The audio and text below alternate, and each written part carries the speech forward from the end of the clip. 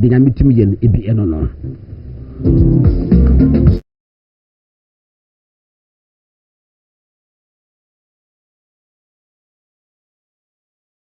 Kobo bebre with apologies to Dr. George Olfe. Osi bebrebe and ye bedi enkomo meno ka say MPP.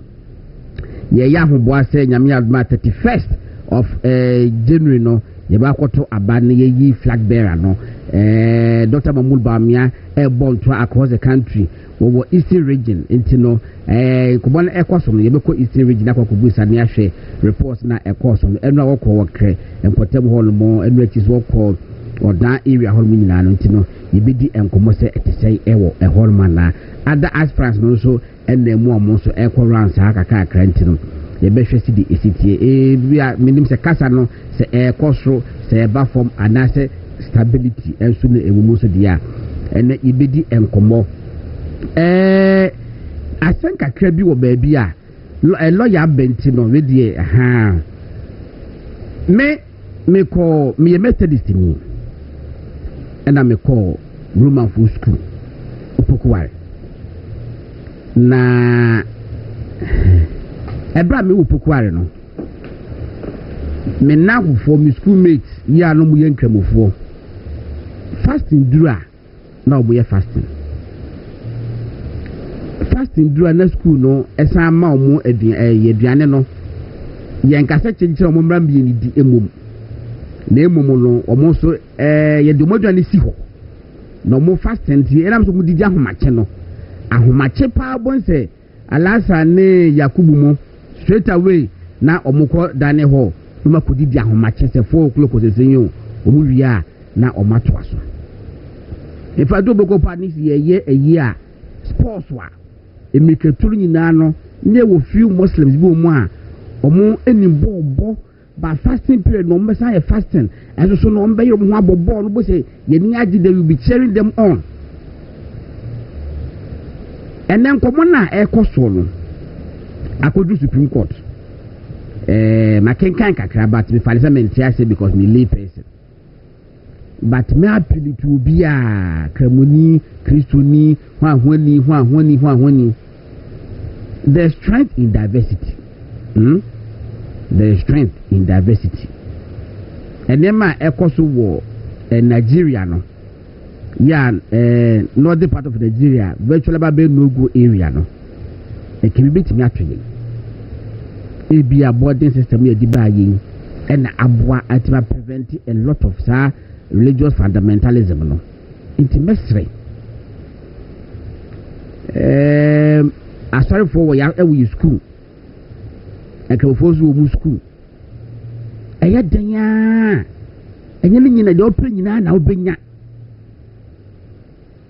se wo ye Methodist ni se wo ko tia Amedia menya sure say de opre nyina na akwa obenya se wo ye kramuni na wo ko Roman Full School opokuarea menya sure say de opre nyina ka wo ko kramofo school a obenya no ye nyina na obenya enti compromise kakra after school demo school hall kwa say 3 years and enumpo minim say bia Wesley girls omo ema enkra no enye fasting na ba so mo man enkra no kopo enye fasting na enkra o madi 14 15 14 15 16 so mo ka say omo mpre mo enye fasting na it may not be because omo yenkramufu ntawo ebi omo nye experiences bi wo hodada enti edo no mo yenhwe na yenka ho asem hijab yi so mo ka ho asem akra ketwa 14 15 okotel school with them 3 months no wabefi so wan say hijab na minim menye kramoni enti minim say bi ese etibi free ne nkramu sum no mu a then obisa bebusa say oba Wesley girls na say wo yo ba ne ya man say the hijab no eso obo a eyom de chimuti say eso obo a wo Wesley ye ferry say Wesley girls no edie ne say enti no mpedi fontina se na mu nhwe nyina abra Supreme Court so hwɛ no mo adi asɛm me hu Christian Council for me statement me hu Cali Bishop Conference for also statement Emirates University hu Methodist for also issue statement ye dey aba abonten me hu education minister asmo no so waka commentaries bebre ewo ho enti no so far Asare-Bediako do Supreme Court dey but ye no koso no mo me fe adwen enso eni ho nkomo national cohesion is important. We don't have to destroy it. Because imagine says me no can say class A schools say what Ghana no more than half was southern part of Ghana. In fact, more than half was Okwapusana mission schools. Enti ye so time ne ka se manko fo onko wo so ye so time se me meko as me ko so a be se ho nya me school nya ma so school ba be kwa de me pebia se de ma men so a wan hwe ya na amwaye enti ye besre mo mi nhwe ne boko ba ko bi so abaso ende obi ka asem e de fa obi ho a se de se fe bi disinformation and a misinformation one of disinformation and there will be some of the two business say pa was a no correct instead say can be a kadi nim so ko obo sim ba ko no e sevo matter no e da come police na police for akoche no ba ko le da ne dem ahoma che ne akoche no Ashanti regional minister wo ye bi ye do no ye be hwa aka ho asem the OSP eso agi ne ho mena ye be ka ho asem Speaker of Parliament say, "We refer minority leader or something after your marking at the co-privileges committee. Wamroso and correct Wamroso. Now, so the end is why you enter. Say ECOWAS Parliament. Now ECOWAS Parliament, no, and you cause decision, and I got a rain echo. Since when? And a Parliament debating decision say, "What is all representable caucus no? That bang it was called it. I got say." When I'm so who so a Port Harcourt into my refer no to it is any it is a munity and I'm no woman careful baby ya de teteno yanti former CEO former managing director of Boss Edwini Oboda province yoku watching say assembly omo yim mama the bill 60 million true sureties to justify. The lawyer for the assembly court no I reduce bail conditions from 30 from 60 to 30 with no sureties to justify. Yoko for some money tiasi. Emma omo go back and forth for sa province APA no na wa dem 15 days.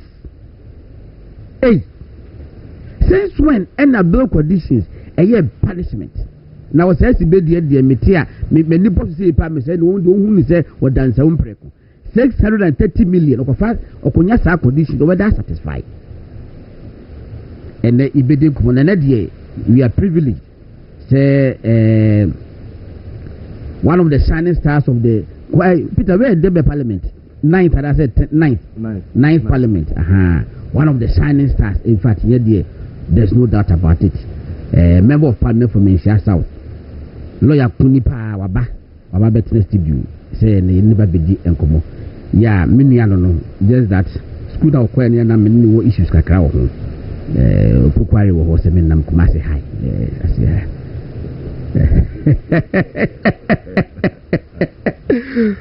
la na je ba we about match ne mate say nyame adom ya wo hwehwe me nso ya nyame hwe me so ya see and no kremom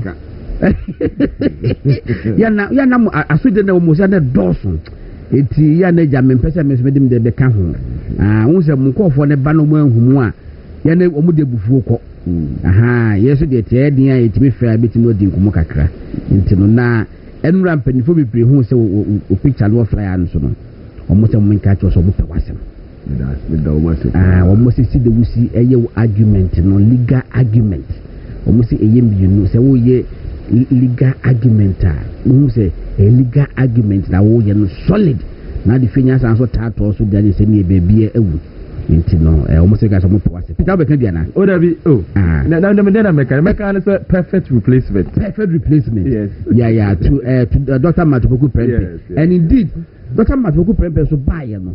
The first entrance na and we establishing we say we be our being. Yes. Yeah. That's out there. And you mention akwa. And the mawo ho papa. Dr. Matuku Prempe ka che me say.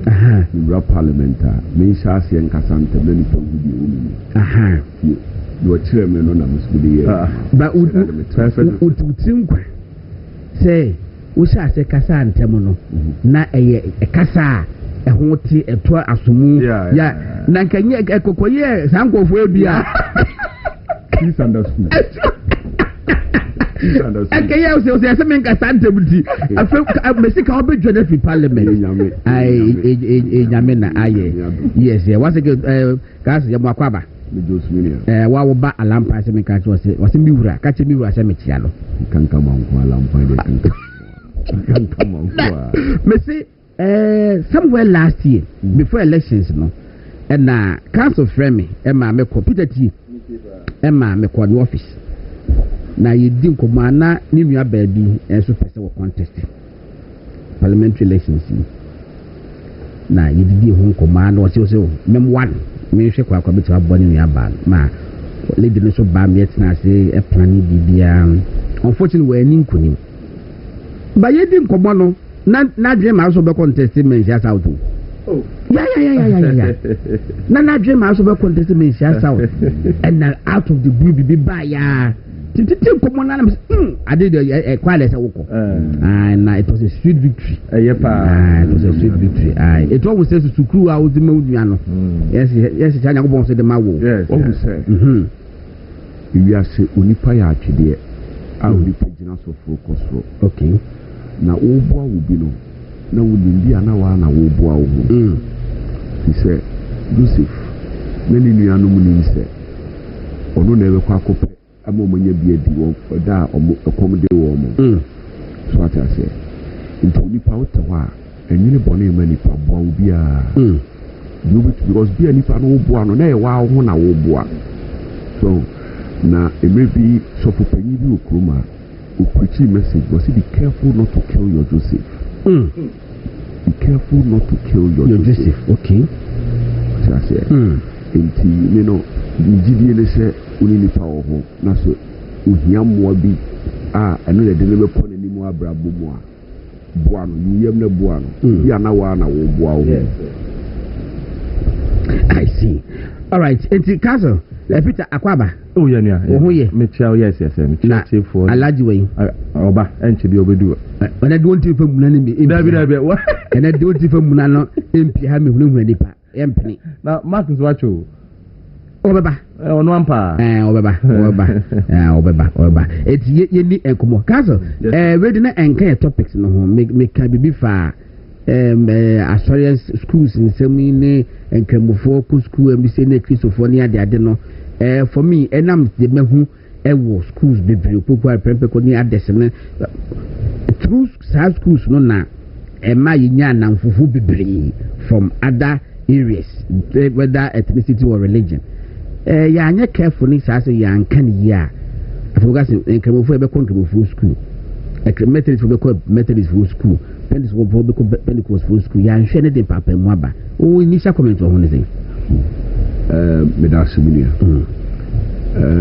me no ya dwen ye wakan was say hwie pa se ne ti dada no a se be me wantwi bia maaye no mu ye nyaale sa fi se ekosisa na ede mentime ho ase eba afi de nipa bi bidi yaw na empempi no yaw no na kofa nsem nyina ba wo yaw no oyeye no o kan asem di sei na asem no ama medi yaw pa na yaw di hyeni mu o kira no de yaw no be dey ebe ye bone itimi de sani siti dada no a ye nyina ye te ho fefefe me primary school abekoye minimi nua no nkrabofo bebre na koye mase high school kra de enye religious school dabi enti eye secular na eho no mini nkrabofo bebre ye nua no nkrabofo e no mo na ekoba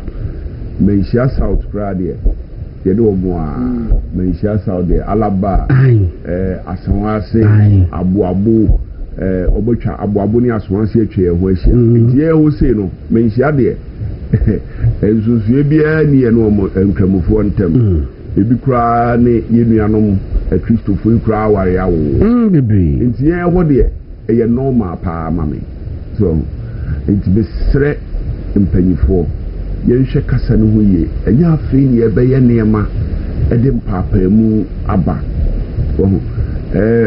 sebe ubetimi di akokot kokota sa cases we no case ade kokot dibe mu a wadi bem so case ade kokot dibe mu a wadi bem ubetimi di akona ye de mrato ho but you will say in all human societies, in all human associations, adema ayonkofa ananipa mienu tumi nante the word compromise. The word compromise. And only a day to nipa mienu etumi nante. So what I say, won't mean compromise here. And now chief worker say only them faha ensre ha.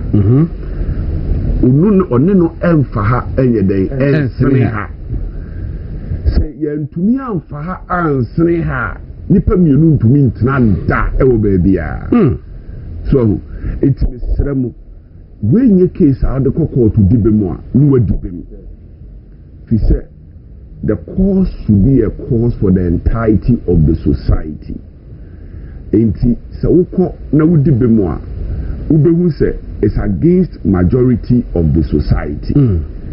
Na integration ya fight ya yenya all this while na sabi yibi lusu enyefe. It me srempenyi for me mesre minister for education. In fact, President Mahama kwa benya ontu ni nansi asemu so. Enya asemu a waso mu mi edi ne court because be bia victory be ko bia no. Other side no will not be happy. So matisi binumu kasena Methodist school ebi musu make argument say so far aban su di nisika koshi school ni it is no longer entirely religious, but it's also secular because there is public investment. In fact, that argument also holds because here the public money question baby. Can you now say obi ane ma mitria tax o mane ma hobi baby untumi nkasa and I'm sorry no so sabi it was sentimental value to them. Yes for some time oboso so say mun fa school su mayen and aban so men fa me dey e ma mo so atase and also kra no mrem no aban e pushia ensem be dey ewo etutu say even the involvement of government in the school no kra a compromise. Yes a compromise. The church has compromised for government to be involved because bia enkene komuso de beko court akotwe ho man so say schools me dia. Look, do you sincerely think say sorry e wo Ghana ha nyina aka say school we ye dia ye ne aban twe ho man so aban betu no ma twe man so government can't. Government will crumble. Government you will buckle under pressure. Yes. And na sabi this was school so ejama sorry no anko sika was so mudi shame no nei ebi onkomo nye de omunya fan Roman for instance en kaneno na Roman ye discover free Rome eba yes and nei sika no ye free asori mana ho eni ye dia yedwumadi bebre it kanena na sika free Rome ba no na asori no wuska ma se no mutu ye mpuntunduma bebre ene ebi ampuntunduma na asori ne ye ne kane no ene omutu nye den enye so enti aban mu na wode boa sukuu no ubekom no na chese eye moa esombu ma asori ne yi enti aban ene asori no sebe omumienu omuhia se omunante ewonte asemu ene asomdwe mu yes eno na broni friend compromises no they are accommodating each other for a greater good so it is abanisa mama ye hwe ne say we were right we ye ne sa e di aseme dey ebeba abai ni aso e so kan bo mu no aboa what they refer the social cohesion. Yes. Because now you know you think of guano in school or your kuruma sorry your commented this already your own commented this will be here to be could imagine say baby ask me say okay on your method is near school won't be maybe and also Edem Papa mu kese ebe dey ebeba enti aboa with social cohesion enti say niema aboa kan yabo mu no mamu me nye entity enti me mesre President Mahama yesi panyin trafie emasifo asidua anye dey enfo se ohwe na so no kra wontumi nya ompe panyimu bi wo maemu na onsisi asem no boko na emfatasi de bekwa akopie court because baby amkunimdie beba bia no de wani nkunim no enya de ho be dey ebedwo fi se de yawo beba akiri asem no so de bibre ye nyina ehudi esisi wo Nigeria no de twembo che enti besira wo mu me kai se ye opokwa na edu kwasiada na ye kwa asori a ye mate ni bia ba ko alasan ujafo jejejejai udi asa but no way typical Muslim yeah typical but kwasiada drug oloka jamon jenje so na nkolo agene white exercise and alasan tisere so wo sa ni nyina ye bogene so you know ye fese alasan aba say this etu de bi ko pa ye mate ni bi no a omo Christians no ahomache be 40 the last time could do fast say you no go didi oh but say fast man ye bi enti no ya emre bi atwam na Islamic cleric bi no Spain okay na omo shemre bi wo Spain say wonye wansom asumbi a ewo ho saabre no a ye beku na Islamic cleric no oye boko wode no fra som no se ne be ya obenya ni tragedy ni ti akire ino to free Spain ediko pie mu ewo Egypt as Arab countries ni baako o kan sembi o say martyrdom is admirable yes but it is not required okay na book bi a ye friend politically a friend is saying politically correct sa book no ana salsem kan okay o se to de bia onipa adjusting ho for a purpose na bre bi be so a ubetumi ayedai afri mu so atiase enti eniama bi wo wa e wo se atiase for a greater good na society ni nkabo mu nyedai emra sani etino yentina obefefe yenyiri mi ami kumasi asante kotoko na baba yare ni mamuda wow yenyiri chese efekeke ubekwa out you na anani kobo wani yenyiri chese fefefe maso kunadu maso adana afedie yefesi yesai ni ama but kwame you see asomede no ana lawyer akani na no but ne etede say unsa asomede ba foforo no peace council ban okay nti omu ye meeting ba ku mienu achi no na nti ase enheda anya dwuma papa na omu ye ne say okay any court and decide ne mu say court ni decide wie ne he baby a emra ne wa then perhaps e bia na ka peace council sa abamu biu abehwe say omu betoto eya but I don't think say a prudent sir yeah because court will leave you there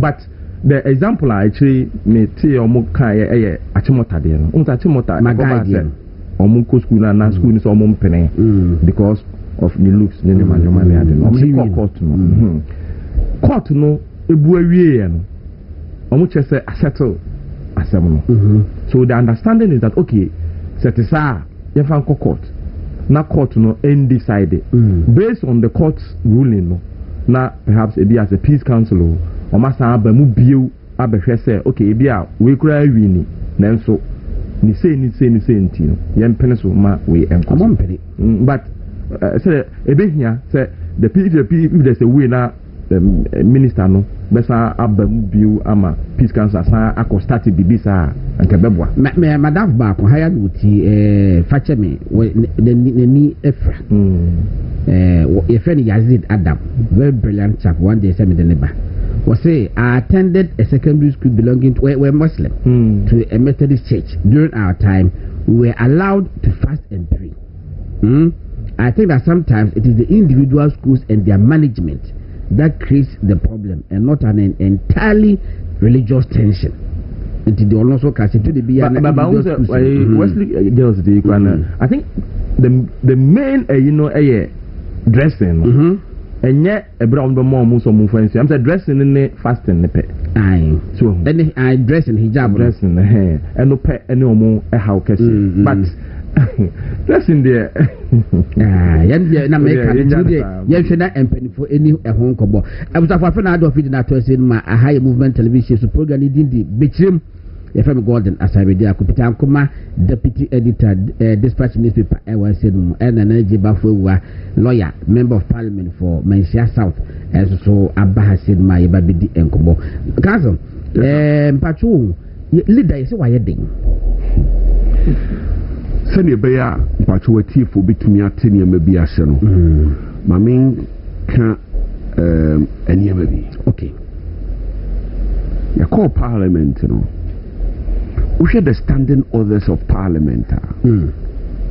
Your committees are Ubiano. I was all a member of.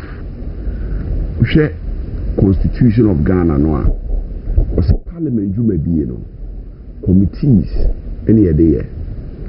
Until the committees here human we are na what the Jumano report no about the parliament in any.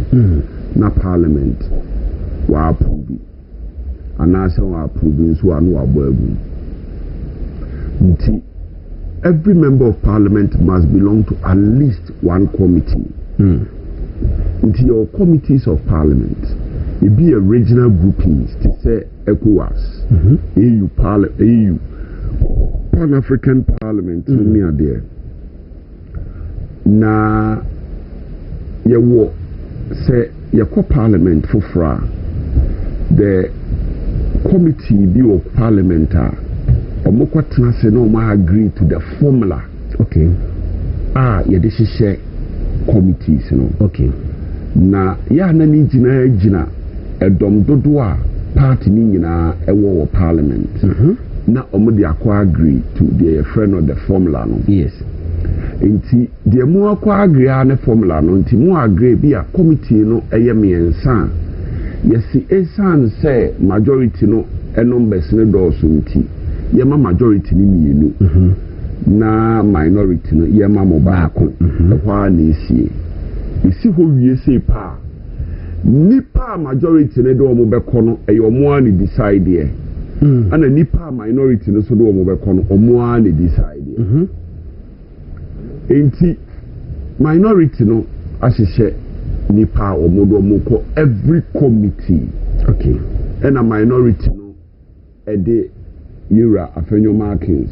ekoye as a member of the ECOWAS parliament it Ghana domo yede omo free parliament of Ghana ede ko ECOWAS parliament no minority no yede a ewu mu no yede Yura Afenyo Markins eka and yede ne koye na Yura Afenyo Markins was our parliament no emse wa wo ho a acheyi na emse ne mo ne dwumadi a wodi ho no akona nim ka enti yenka bi nhemu da bi e wo ho a Yura NDC foi Yura Baben ene ayariga omo si Ghana domo a yede ko ECOWAS parliament no omo be pass resolution eyi Yura Afenyo Markins afrim na omo de ye maame friend say Patricia Page ababishi sabe mumu dom a mode ko ye mo ana mo kire nipa a mode omo ko na afi de ba ne sen ɛna mo se yɛ dɔm deɛ mo na mo bɛkyerɛ deɛ yɛmfa no nkɔ deɛ bɛkɔ akɔsie ne sɛ ɔmpɛ sɛ ɔmokyerɛ sɛ parliament hɔ no ɛdi kan ɛkwan bi a yɛtwa ato wɔ ne sɛ deputy leaders no ɛne kɔ ECOWAS parliament Tira Fenyo Markins time ɔkɔɔyɛ no na ɔyɛ deputy leader ɛtɔ so mmienu ɛdɔm a yɛde wɔn kɔ no ɛmaa presence ɛwɔ fam enti sɛbe yɛnyi Tira Fenyo Markins na yɛmfa maame Patricia Piagyei ɛnura na yɛ ne birthday ma part Asokwa Rosalinda happy birthday happy birthday pa oba Maisha na mema happy birthday ɛna ti yɛnyini mfirim ne yɛmfa ma part oba ɛmfa ne nkɔ na suampa sɛ sei na mopɛ no a sɛ nkɛnyɛ bɔne na nkɛyɛ kokoa mu asɛm nka moka no kokoa mu na nka minority for yɛayɛ dɛn yɛate aseɛ na sɛbe sɛ yɛbɛte aseɛ sɛ yɛnte aseɛ no ɛyɛ yɛn asɛm yes ɛnyɛ mo na kyinkyina a mode bɛhyɛ yɛ ko so enti ɛwɔ mu sɛ ebi a ɛsa a ɛwɔ hɔ no enti yɛwura sɛ kyerɛ nsa bonsu berɛ so no na ɔno bi a wankɔ ɛna ɔde ma ne deputy ma ne kɔɔyɛ ebi a yɛn yɛ baa yɛ deɛ ebi a betumi abase yɛ asesa yɛn nsa no sɛdeɛ pɛsɛ yɛ nneɛma no bi yɛ different baako kora mpo so ne sɛ ɔnabɔ afɛnyo mark nsi ha so no wɔdi brɛ kɛseɛ ɛwɔ hɔ eti wo ka sɛ wɔn nkɔ deɛ a it means that position no ɛno so abɔ Ghana because deɛ wode ne kɔ no yɛntumi mfiti prɛko pɛ ɛma ne nkɔyɛ deputy speaker no ɛwɔ hɔ so enti ɛwɔ sɛ wode w'ani to saa nneɛma yi nyinaa ɔpanyin ɔmanfoɔ mu ani anto ɛna ɔmo so ɔma baa bɛ pass a resolution tio sɛbi yɛyɛ nipa no yɛne akyerɛ nipa a wɔɔko afɛ deɛ mode nam sɛ mo dɔɔso kyerɛ yɛ nti mo na mobɛkyerɛ yɛn deɛ yɛmfa no nyɛ dɛn ɛnkɔ nti bɛyɛ kakra ne yɛanhwɛ yi a na mobɛka kyerɛ yɛn sɛ yɛn koraa no sɛbi yɛnya adɔ afɛ deɛ mo na mobɛtwi so minority leader ama yɛ o yes ɛbɛyɛ kakra mo na NDC fo pɛpɛ so mo na bɛtwi so chief whip ama yɛ ɔmbɛ pass resolution akyerɛ de onye chief whip na wonu de bɛsa ba ɔmbɛ sa pass resolution sɛ wo height no wo yɛ 5.7 na wo si sɛ ma target o sɛ wo bro sa it ɔmbɛ target o sɛ today's bo mu si parliament die mo bo yɛ o we dey asem sere na nsa ne na no left mu of parliament ana minua ba ko wɔ NDC obaye no be left mama left na kɔ no ɛna ogina akwan na no ɛna no obi di nkomo yɛ pɛntɛm bra bɛgyina mu ne yɛnkɔ ɔsɛm pɛ sɛ mekyerɛ sɛ ne wo tumi a ɛsi ɔsɛda but in reality no ɛtumi yɛ saa ɔsɛ wɔpɛ sɛ ɔkyerɛw sɛ ne wo tumi a ɛsi tiɛ ɔsɛ wo tumi a wotumi gyina left ano wotumi gyina left ano na wama obi a ɔwɔ left no bubi a ɛkyɛn ɛkɔpem sɛ wobɛdi nkɔmmɔ biri ɛna no memasɛm atade na baabi wobi ho a no position ni so no address sei you see, nigga na wo ho. Yes. Anyway. No. Omo yesa no. So ma pass resolution. Me nua panyin Afenyo Markins. Say me na omo pe no minority for ye press conference say entwe ye mpene so. Nti nua no cause wa akọ ECOWAS parliament. Na no na omo de abase eyanimtia na obu parliament in this idea omore ko privileges committee say there sebe omukawa no sebe omu kura tumi no omitumi arokawa na afri abeti because privileges committee kura don yira ekwa na chese omukura mo do so chen e wo ho enti do omu pe no omu be dey ombeye enti say there akono pa na yigina as minorities wo na ense na anu abato ekoto yi na nipa bi de abufuo ye neema omemu ene omanmu nsem no opanyi yemfa abufuo enye odi abufuo ye neema bi a ana broni beka emotions ana feelings a one here be track ketremare we track ketrema so we are now we name dia enti say the MPP for ne Ghana for nyina ehu de ekoso na sebe ye bete committee ama caucus ubia chire nipa onfa nkwa ene de NDC for na chire nipa ye mfa nkọ ti mini ana de o ne mo ya emo ya can say that Peter go on emo ya na asama aba no nim clearly uti lawyer the speaker ne order no quite problematic. Yes. Now I can see some intimidation tactics here. NDC for person omo ye. Normally ehuna ne ehumbi share osahene ne minority MPs but you see I foresee say apart from intimidation on near omo person some be di nukure pa na ka nukure wasem ni mu a nke ba ko yeti say ono speaker Bagman o kai say Kofodua conference be o ka say parliamentarians a bribe no omoje bribe you are referring to a privilege committee so because na address afum the so but or per se you refer us no say naturally yes I'll be cautious yes say be ya unko ye inti tactics bi na o ma sheda so mo de to osan ne say be ya so chen bi se bia minority person may be kura mpa on be anya careful on be mu do to chen nti say no krebi wona o so mu kakra wan hwe a o mu ntimi because clearly metie the venerable chairman Sabuntu no church ECOWAS protocol sense mu kura no o say even kura so member kura wo ho na say sa parliament ne term no enso yempa yensisa no okay yes san o say it's part of the protocol say nkindika o sa hene wo hoyi afenyo wo hoyi because oye third deputy speaker na omo term no enso ye no yensisa no and you know kwa so de obi kan animunyam kese e de bro man Ghana say be a member of parliament you were minority leader no one third deputy speaker of ECOWAS parliament say animunyam e dey say wo yi no na de nipa wo for kwa sa position e de be man wana yet to be fair man no dabi afro be start afresh yeah na ne yin se tama all kind ne order no or parliament no copy bi wa utie na they say what bua afanyokra effort what one for because what kind na after oka complaint a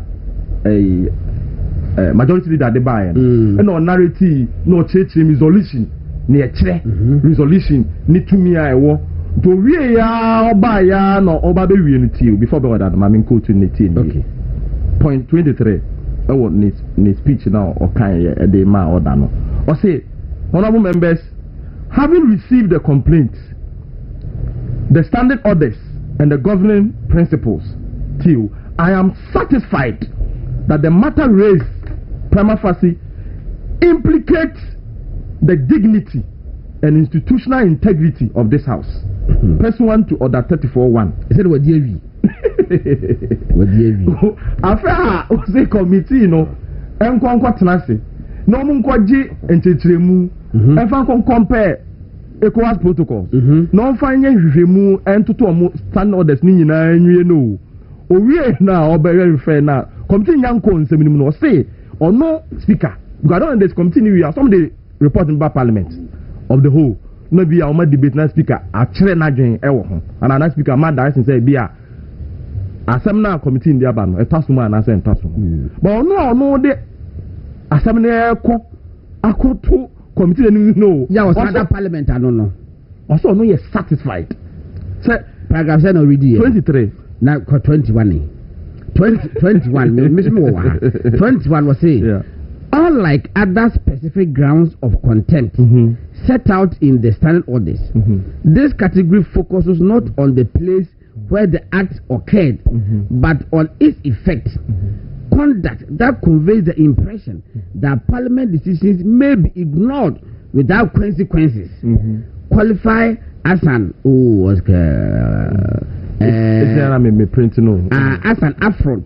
as an affront to dignity, even if committed outside the presence of the house. Already are satisfied or you're okay. say yes ni no the conclusion is that at the parliament and mo nyam ne ni bibia abafo nje wo hwe pa wo hwe ne order ni ya ope sanctions are and I say punishment or say the ma fanyo no wo twen ai and we won't even prescribe sanctions plenty committee in court national mo fa sanctions krom na no emma ehia fambo afenyo nje say no me hwe ade na me kan ne ya me understand ne say wabu awie ye twen say ombebie committee in best ati adwuma na afenyo akọ na punishment cry dey ama no ba ni nyina no emre ye ni nka so eno say no na ye koja na kunadu to me for 19 good years emu 11 years na obeka say de omo pe eno mo ye 8 good years as president and as elected president edu baby ono ani party mumpo NDC party no mo yini mai to the extent say o free party ni mumpo na nkofo a ono omo start here that's NDC logo you know na kuro the design logo no o kai so yes o be ko na de kra to me e be doing sa no anye careful a bit more down. Okay. We wish them well. We're talking about Nana Kuredu's demise in the course. Minim council who are encountering that. Nana Kuredu and Abia, you probably know to see Nana Kuredu, dear.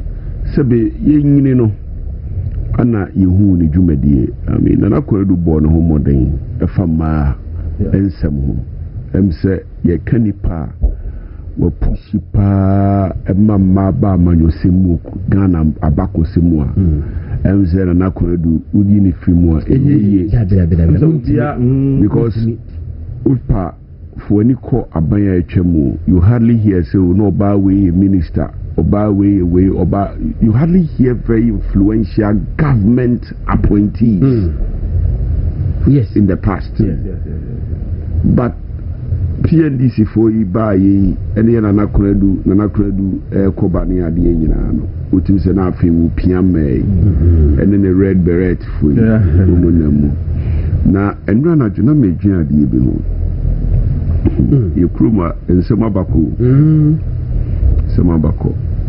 wo kai se emre bi enra me kwayi na se oh okay na me kwayi na me hu 31st for ma na adwene bi ba me trim Namre be a cancer 31st me is sponsored.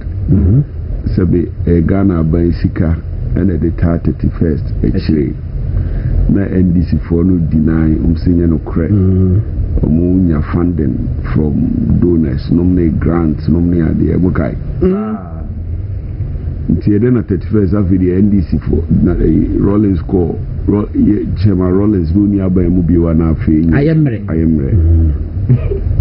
And Nana Kuredu nekazu unye biu. But mumienka 31st born home day pa. Oh yes. Na omudi innovation bi bae. Sabre no ni nima di friend innovation. Na omutiti daycare centers ewujum. Yes. Nana Kuredu nyame mfa ne krensie. Oya ade. Say na e state sponsored, say e state sponsored no. Omubuai oyade I think say sad year no 31st na work no emma bibra omo awo no omo ama meye burden on society or the family omo timi enya opportunity do eko adwuma koton omo niema because o de ne ba no ebe 31st ho no agya no ono akoto ne mako no akoto na o shebebre nsudwa no shebebre nsudwa mo ye gari yes yeah if I na crowd ye wo ye classic case of time heals what I say wo a classic case of time heals and na men and no man bad three categories be but side diversity but another one so they say you can't have permanent enemies in politics. No, you can't. Another one they say because and when I fed but I was telling myself this morning say NKA MPP and the Wabem Musia na ka me yi ni senka eyi ni be kesi ache enra yes sana me sana imagine here no because of ye no we lawyer wa hanti to hu na ye wa hu lawyer dey so wa lawyer obi a open asempa anti emuna na ade ba ye no okay ayi lawyer mbesi ye call assembly so in fact edana OSP cars watch me no me be call no Peter na my friend first and Deru my friend Deru na my friend Peter and the Peter so boy awudu amanie and na obo friend saying we ba so amanie enti me call ya mo ne me ye bibia na for mo say o match me no and na me say say dey say me friend me lawyer if a lawyer me friend no yele abafo ewa oh good say o so mo mpedi di eti o eti bi we aka me ga say me ni lawyer olusu ni ha na omo say menene kasa na omo say memma omo enti asema me lawyer kasa me say no I won't do that because me will write me lawyer kasa ba won't be actually no so no and omo said okay lawyer say me so no kasa and I'm the loudspeaker and no call back and forth for almost the CBC I rather help to write my statement and you after that ne se bibira kokoso kenufrata nsemo akoso na se kwa dia bade wo se eyi fe ne sei but ipebu enso nsem a waso ahoro de agu papa yi so enya senketua kenufrata yi the red alert ye be charge no ye charge no eyi for say attorney general say wo mo pe ene betimi ama ye de saa ade de fere se kwampu eyi emra de kwa ma obi efe baby ababa no yes aje se omo pe de betimi aye enti OSP fa charges no emre wo mo wo say de me fa nko enti aye back and forth me starting free ebia fair your assessment of the performance and at the I don't know because establishment of the officer it may be too complex but the performance of this particular OSP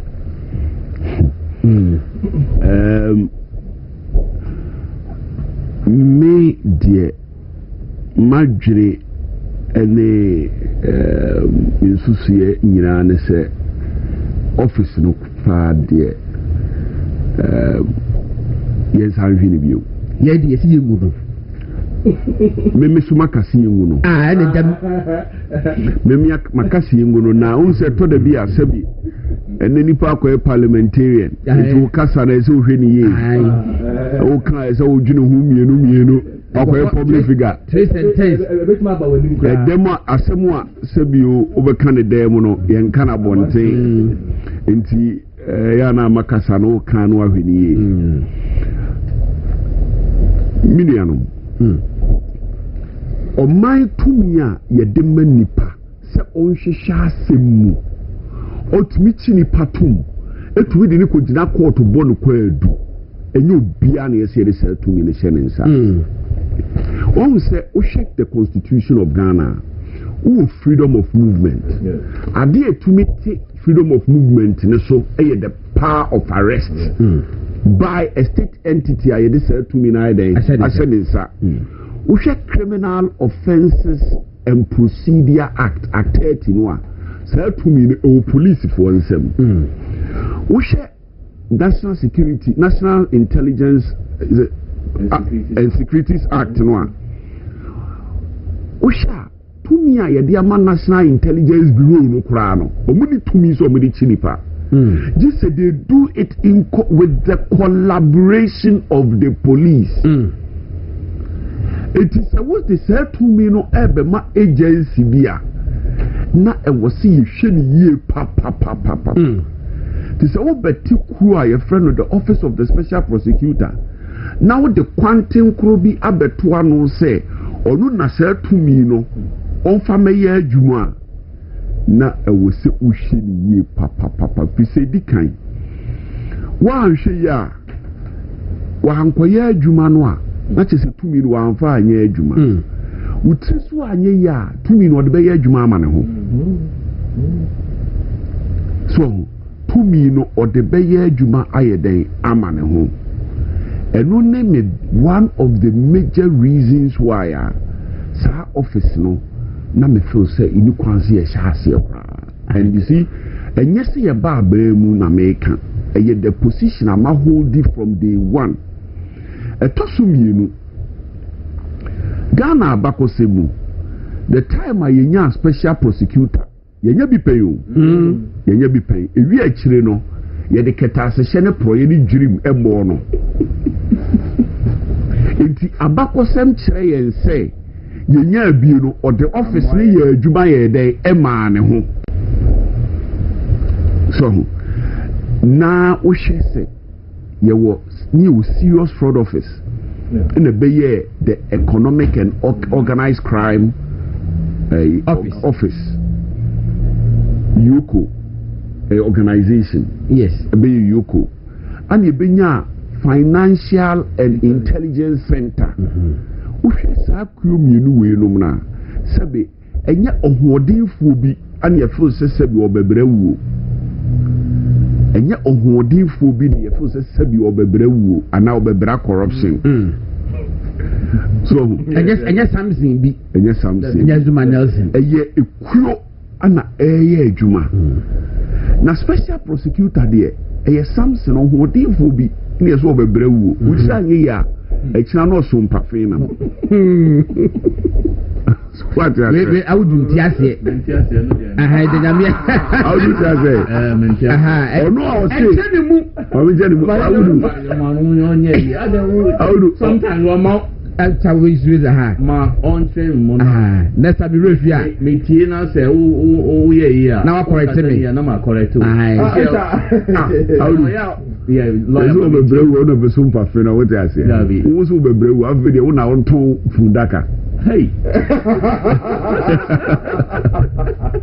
what you say Tapi what I say nipa na obe ma ewu ejai no olumo and that to fundaka okay just mpafe aye skeleton ayi ribs ma fe wa fo wo bewu na wo hali nyina ye expose why you so lean say just about dying me was also you came to cure death and to overpower death me was also the way you could feel you will cross na one you could feel so afundaka na we ton to fundaka so that say enti me e hona me feel say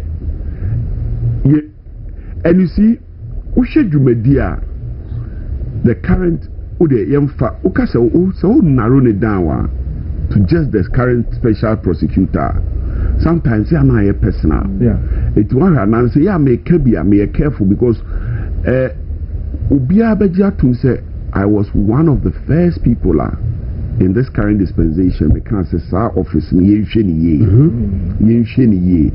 na memma a lot of reasons in here what who say bra ye papa Martina midu oba sa office one case aye nyina ye hu ye se okunu akunu ye pa eye mama Ayariga case honorable mama Ayariga case adan ne loan e parliament the sese nkodi loan besia na ono parliament de bo no ye tete ne bosumi no the sese odi ye no akoye bibi fofora ono ye na dwen se eye corruption or corruption related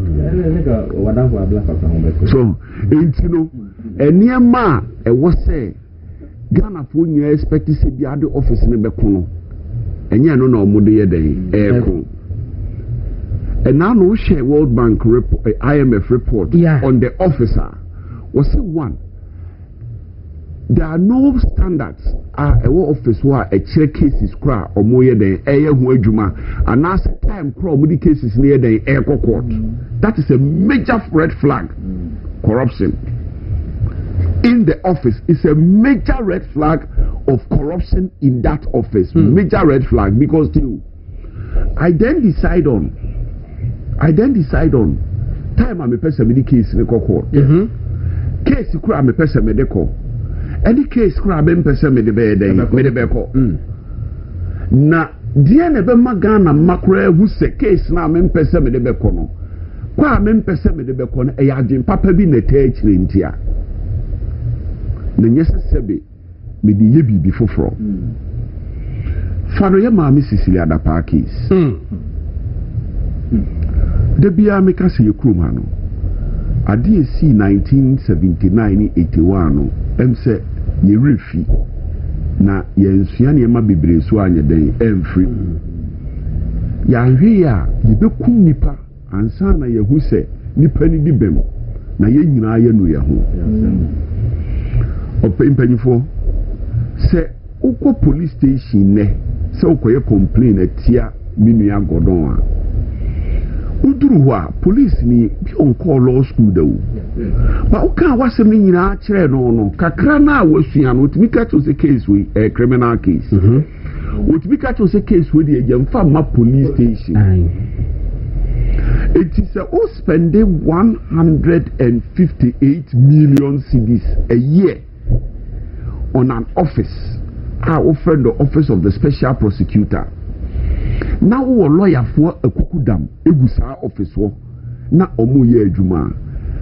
The natural expectation is say omo beye more than the police in your own law school yes, that's right. It is all the case ne komanoa also otimi asase na otimi ka se case no eni yakache enye case aye ne eden ye hyeso if we say odim se ono no the mandate what the shisha asemu a prosecutor asem no baako ye corruption and corruption related offenses by public office holders, politically exposed persons, sort of say under the Criminal Offences Act at 30.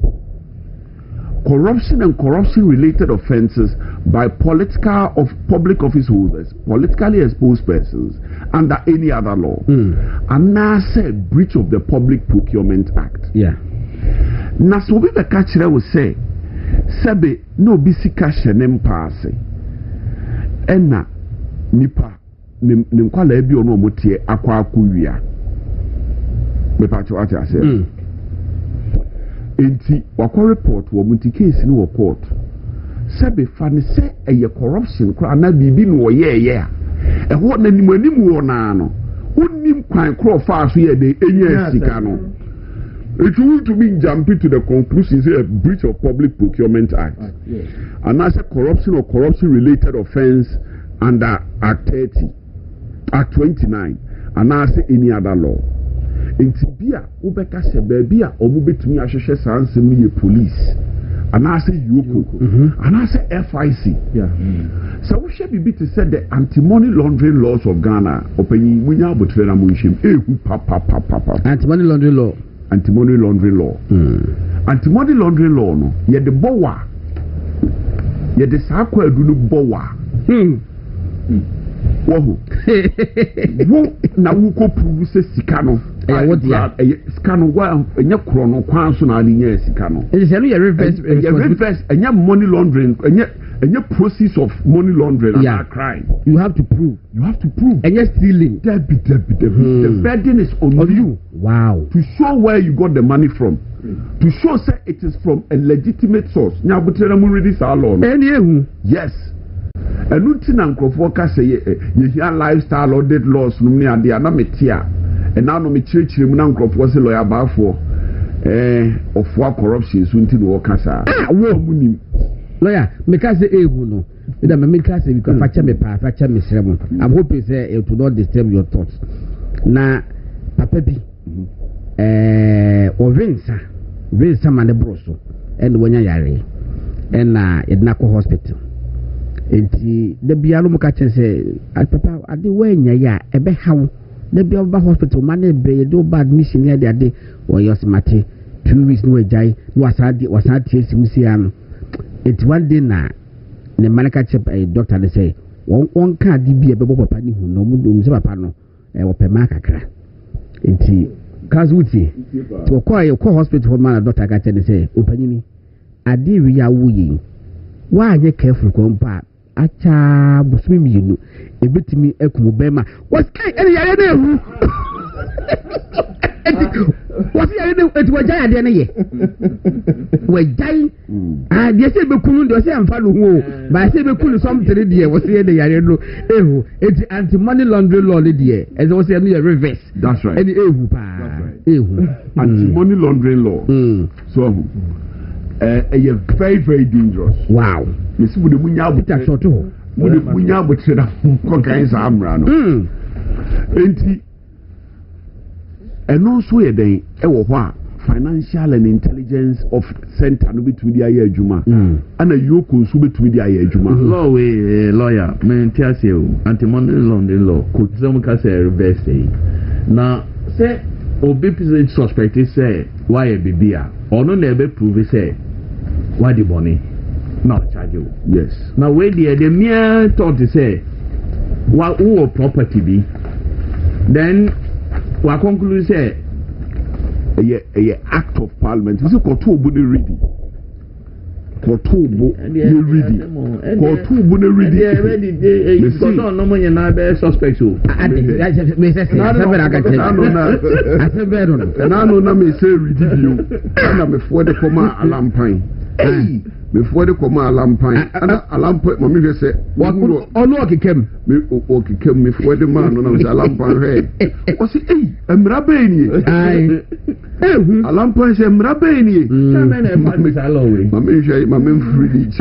Alarm pine say, God, please tell lawyer I admire his dexterity of the law. When I grew up, I want to be like him. Can't come on, I want you to the open ones and can come on. I was for a high movement television program in the Bɛkyerɛ. Audu Mahama, managing editor, the custodian newspaper. Or I say no more. Peter and Kuma, as also a deputy editor. Emma Dispatch newspaper and NPP member of parliament from Asia South. Lawyer Naneji Bafuwa. Catch a lamp, I say, Miss Sendeno, yes, but yes, make a really being trouble. So, it is Sanetia, not office of the special prosecutor, and then a Sicily Adapa case. Would you call roadshow? The media for calling fears over your search, no near there. So, and no concorda, Eco America, you know, Eco America. To the extent said, Americans now write to you to say, there's no evidence of money laundering. Why America? Why not the UK? Why not Dubai? Why not Mexico? But America. So, until we share IMF report now about now it raises serious concerns about the office and the operations. Opening La Bianca, you would see it. Oh. You would La Bianca see it. Now, yet Chroma, and there was a whole breaking news. Say OSP, I got J arrest warrant for Charles Bisu. There was a breaking news. OSP Amabontian be denied. Nememenda news file. And a special prosecutor call for interview. And now, some say interview no. And I say, and I hear there is an arrest warrant for him. I say, do you want me to say it? And no, I said it. When you know, and ogro. So, office like that, a public office that is supposed to operate with candor. Yes. No quality and transparency. Arrest warrant Awajama will be a media house breaking news all over Ghana. It was news all over. After the Yebisa once a more, to me Yaku could do your day enka. You could pay a quarter. And when I woke up, can say, unsa unje arrest warrant ya. Na ye me prove visa wako di arrest warrant. Ye me prove visa. Charles Bisu eme prove say wakwaje arrest warrant. Enti say okay ka dwumadi a ekoso ho ni nyina si ani a opanyi. Na wo di aba Kenufuri atade. My main kind IMF report no. Just one paragraph to assist. Was say OSP has no clear and consistent systems to decide when cases are ready for court. It was an IMF report, 24th November. Was say the International Monetary Fund has delivered a pointed critique of Ghana's Office of the Special Prosecutor indicating that the institution risks continued failure in confronting major corruption cases due to fundamental structural weaknesses. Chief among these weaknesses is the lack of a clear, consistent, and enforceable charging policy. Okay, say Ira Martinami do throw article be about the office of the special prosecutor. And what can say before say Kisi Eba the special prosecutor no cases be over near the Abrena na Kisi na your lawyer. Yes. Cases be over near the Abrena Martinami dua na Kisi na your lawyer. Yes. A free day obey a special prosecutor no sa cases no ye unity within IBU. Oh yes. Martinami do articles. Okay. From the beginning. Okay. Martinami do the articles. Okay. Anyway, conflicted. Said they make out of us. Intimidate. As someone make Manakosi and say, Sabe, the evidence is there for everybody to see. Kenofriata.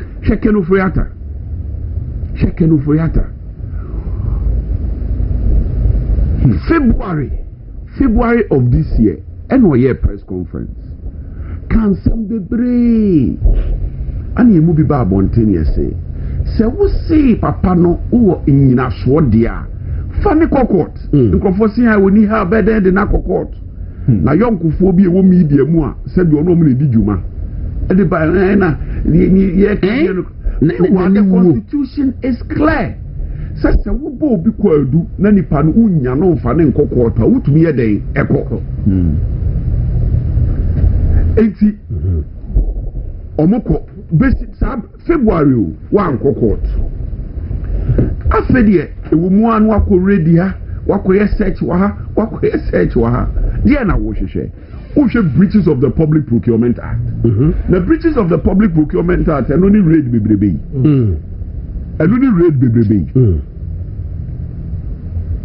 The sabi nyoma authorization say yenti obuskano.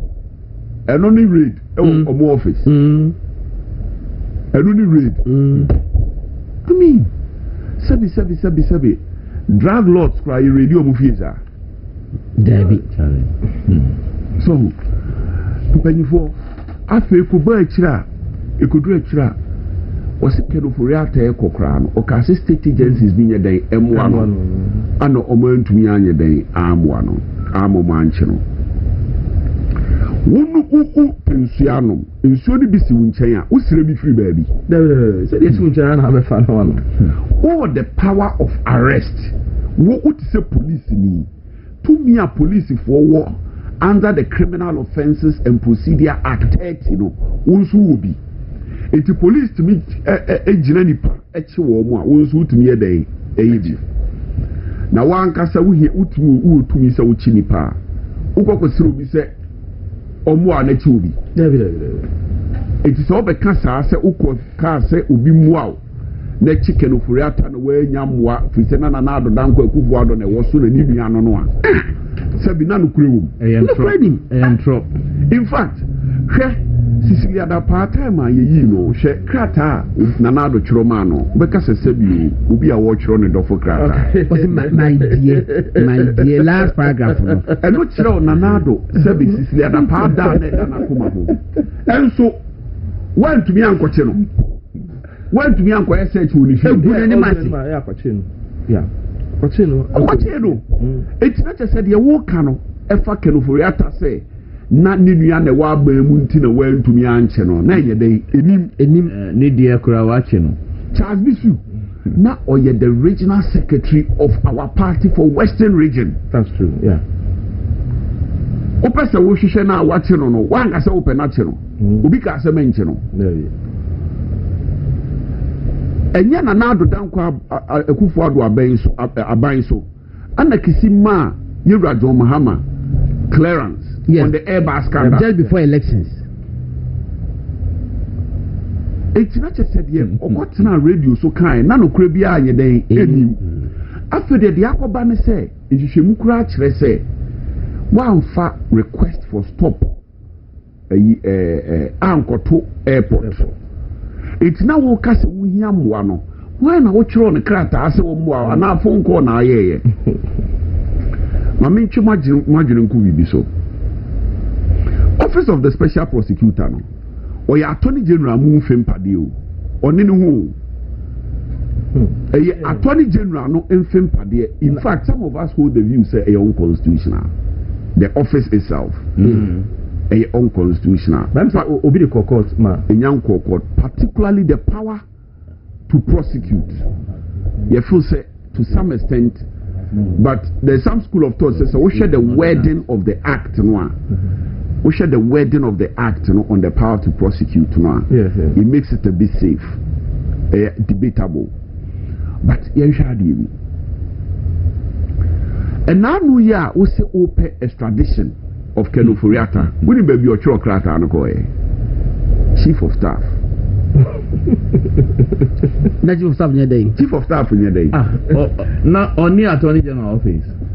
Debbie just say budget kwe ba parliamenta. Attorney General ne be only Attorney General office. But you see, and then no honorable the pass but because of the presence Michael Swabent in Cancer. He said that we will move you see, we move and one yin to say was Attorney General. Ne how you know, ne how you know, Muadia, one yin to Musa was Attorney General. Kisaja big say, were ye special creature? Yeah, a bimmer, I said that. It was not your money. My lawyer section Namika Anti-Money Laundering Act 2000. Second arrest, Anti-Money Laundering Act 2020. Act 1044.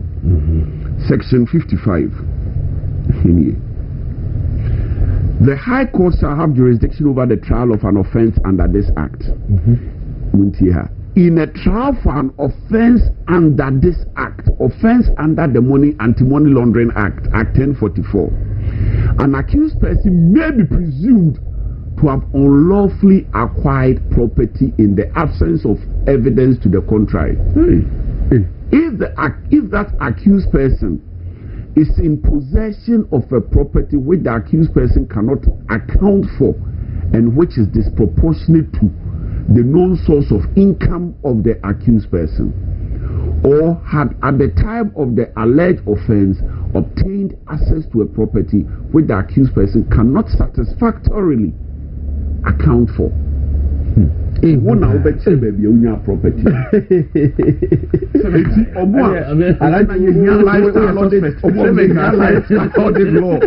Lifestyle audit law. Which I say, and I don't make a Crofosiana, MPP for Namabo Crono, Namususi, a Bechemo, it's in a Mumpe lifestyle audit law, and we need Brady. It's now bet me about Nabaka Bafo, or car with them, when you're free. Did you say, I don't know, Missy Gordon, I'm not sure, baby, I don't know, yes, the bench,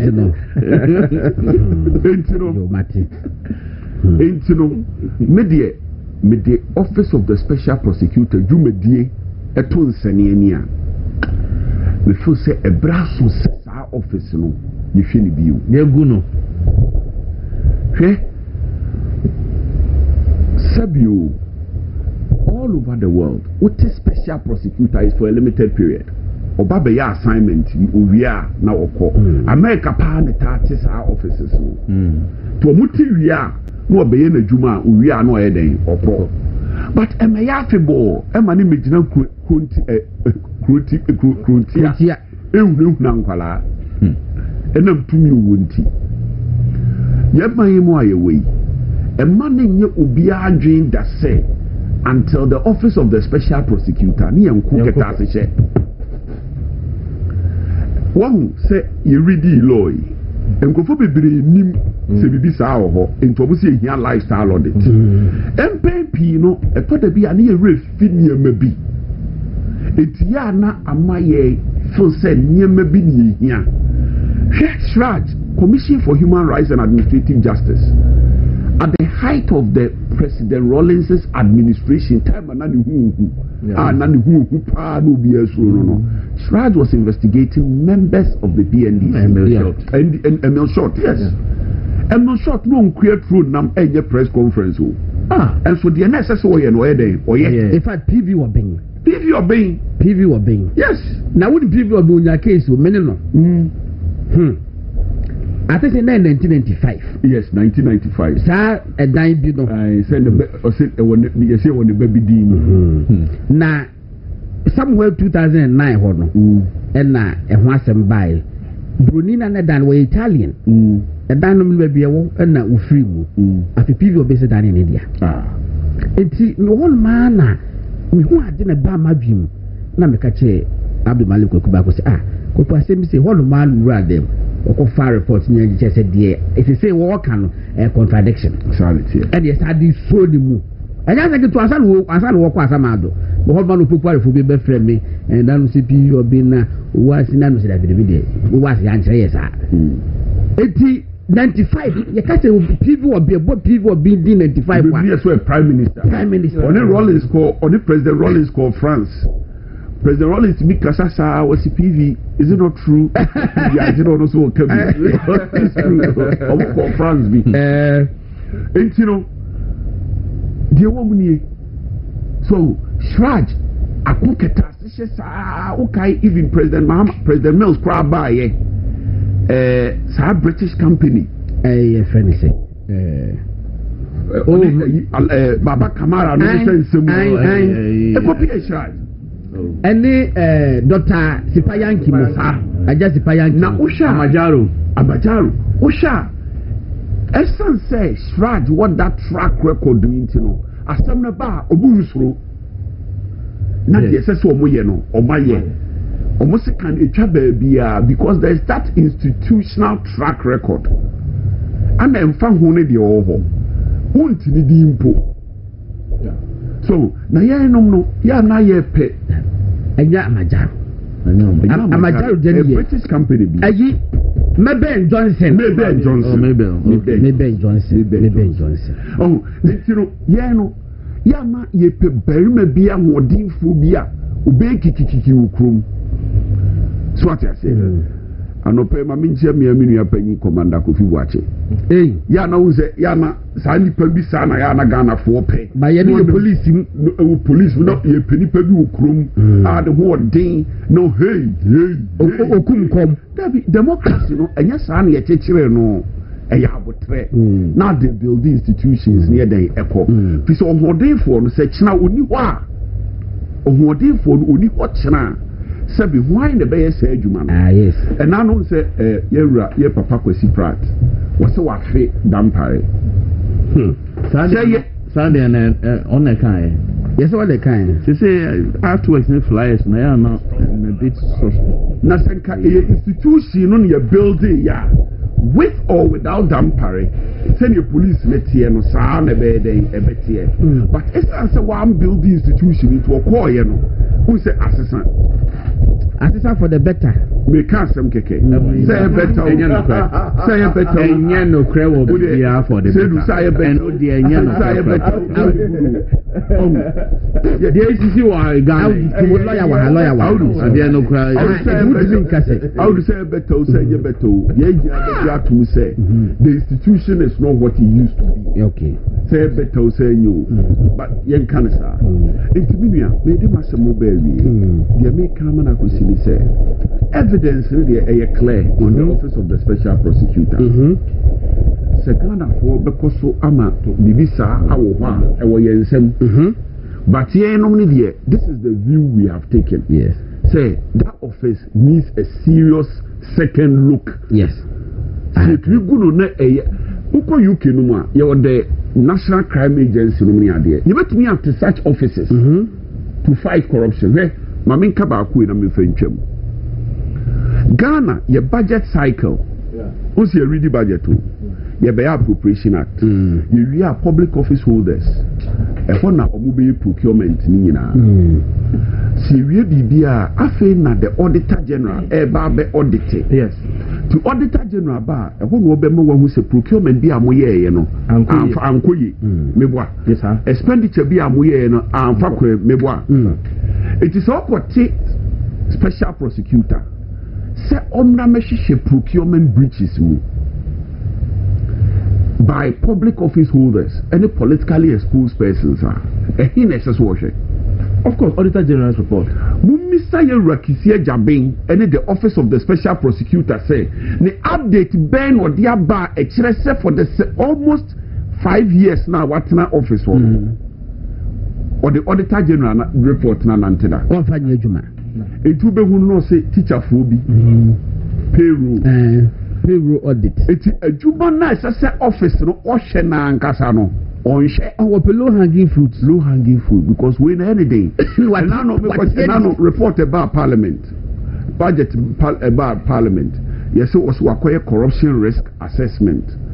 Our Controller and Accountant General's Department. And our uncover ghost names from me there. Metin am say, Adie Muriam, Edikai, corruption and corruption risk assessment. And say auditing. The assessment of potential corruption in an office. So the obia ni wa we hear corruption and corruption risk assessment to tell you say ghost names. No, potential risk. Clearly,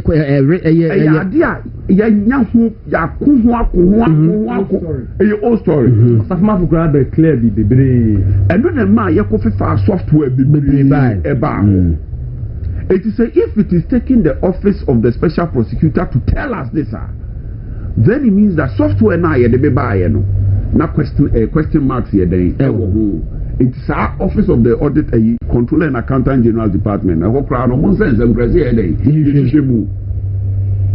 So what I say? And near ma sabi was office of the special prosecutor nation on share.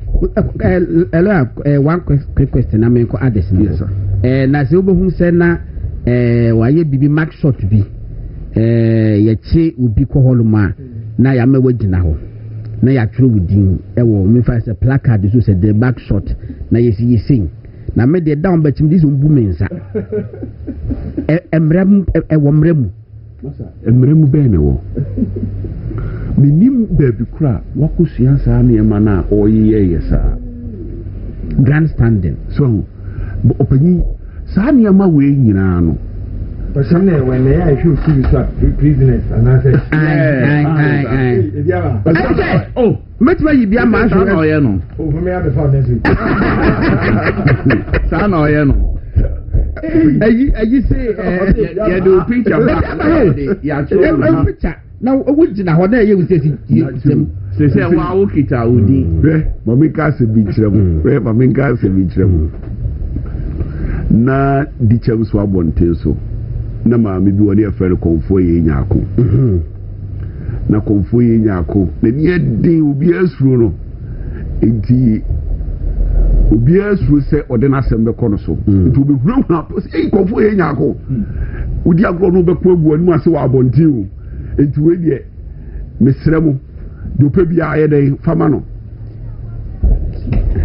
so e fa konfo ye nyako do pe bia fama no one way ono be ko agu anu ase e wa abonten enti konfo nye nyako bo ni mo na se de ope bia aponti afama no enti won se wakokọ kra wo be wi broja bre uchesi akoko ya uze kane no na efi akoko na enye poetry mbechesi asala ma ya enye fi akoko na uchesi a sa no aide watumi a che no wakofa ni fitiri wakofa ko wura konfo enya akofie pe konfo enya akosere dia no awusu bodua num awusu sere dia jago bia sweza one so we wa dwen so ne betwi obetumi aye dede apa ne ho aguani mu ase ama wa wudi bemro kra wa de obedi fofo ebi na ekoswe medase ebi na ekoswe eti se de usuro se de mark shot ne be dey eti we ya de asma for masa ye betu ya asma e besi wa besi e de besi wa ayi adakabre what you go there me ka just me masa bi abeka bi minim sunsun so eti ase ti me nko na me so ya pe ubenya embassy konfo ye nya ko na ne kokko Echirako. Kone ko ka ho asem. No. Ti ko fo ye nyako no Ebinie. Of course. Anyway, I was up for 80 lawyer and Eje Bafowua member of parliament. On person o mabe hu se ye twa o mark shot e ukura picture. Wa sorry fu be hu. Wa djuba ye fu be hu. Ti ko fo ye nyako. Yes. Asem na ade go internet so the whole world will be able to yes it ko fo ye nyako say ayi SML dey ba yi me de ba ko di awon minim no pa but me area Kumasi adas na obu mi say wo no a mark shot ba yi ne be be say papa we ya what we me neighbor ye say wo from Nkrabrim and certain dey so be the court yaba so wunyanka say I would no why the way project we kana and wakwaja assignment contract no ye so aka so no mu na hu lawyer na no yes I was for TV nua makokra kumante so ababa journey mark na it say anyanko fandom yeah master soda that was akwajiri di aba o asa ti be pon ana me di akire. Next time, when you calls around security, because you have a lot to defend. Oh, that's why we have lawyers who are horrible. And you will meet him in a maybe say, is there a course, say, of course, with security and intelligence? You for no armed forces. Armed forces, and that's maybe. And young Koye. Young Koye family. Say, near my course, security. But they do the wire day pa anyway my bacho so would see lawyer kakra e wo e sebo kan no person take it from which angle you are my ba audio okay me ja lawyer da oh sir me ne fan I listen to him pa yes a man chilling I like good analysis. The people who analyze well, I enjoy listening to them.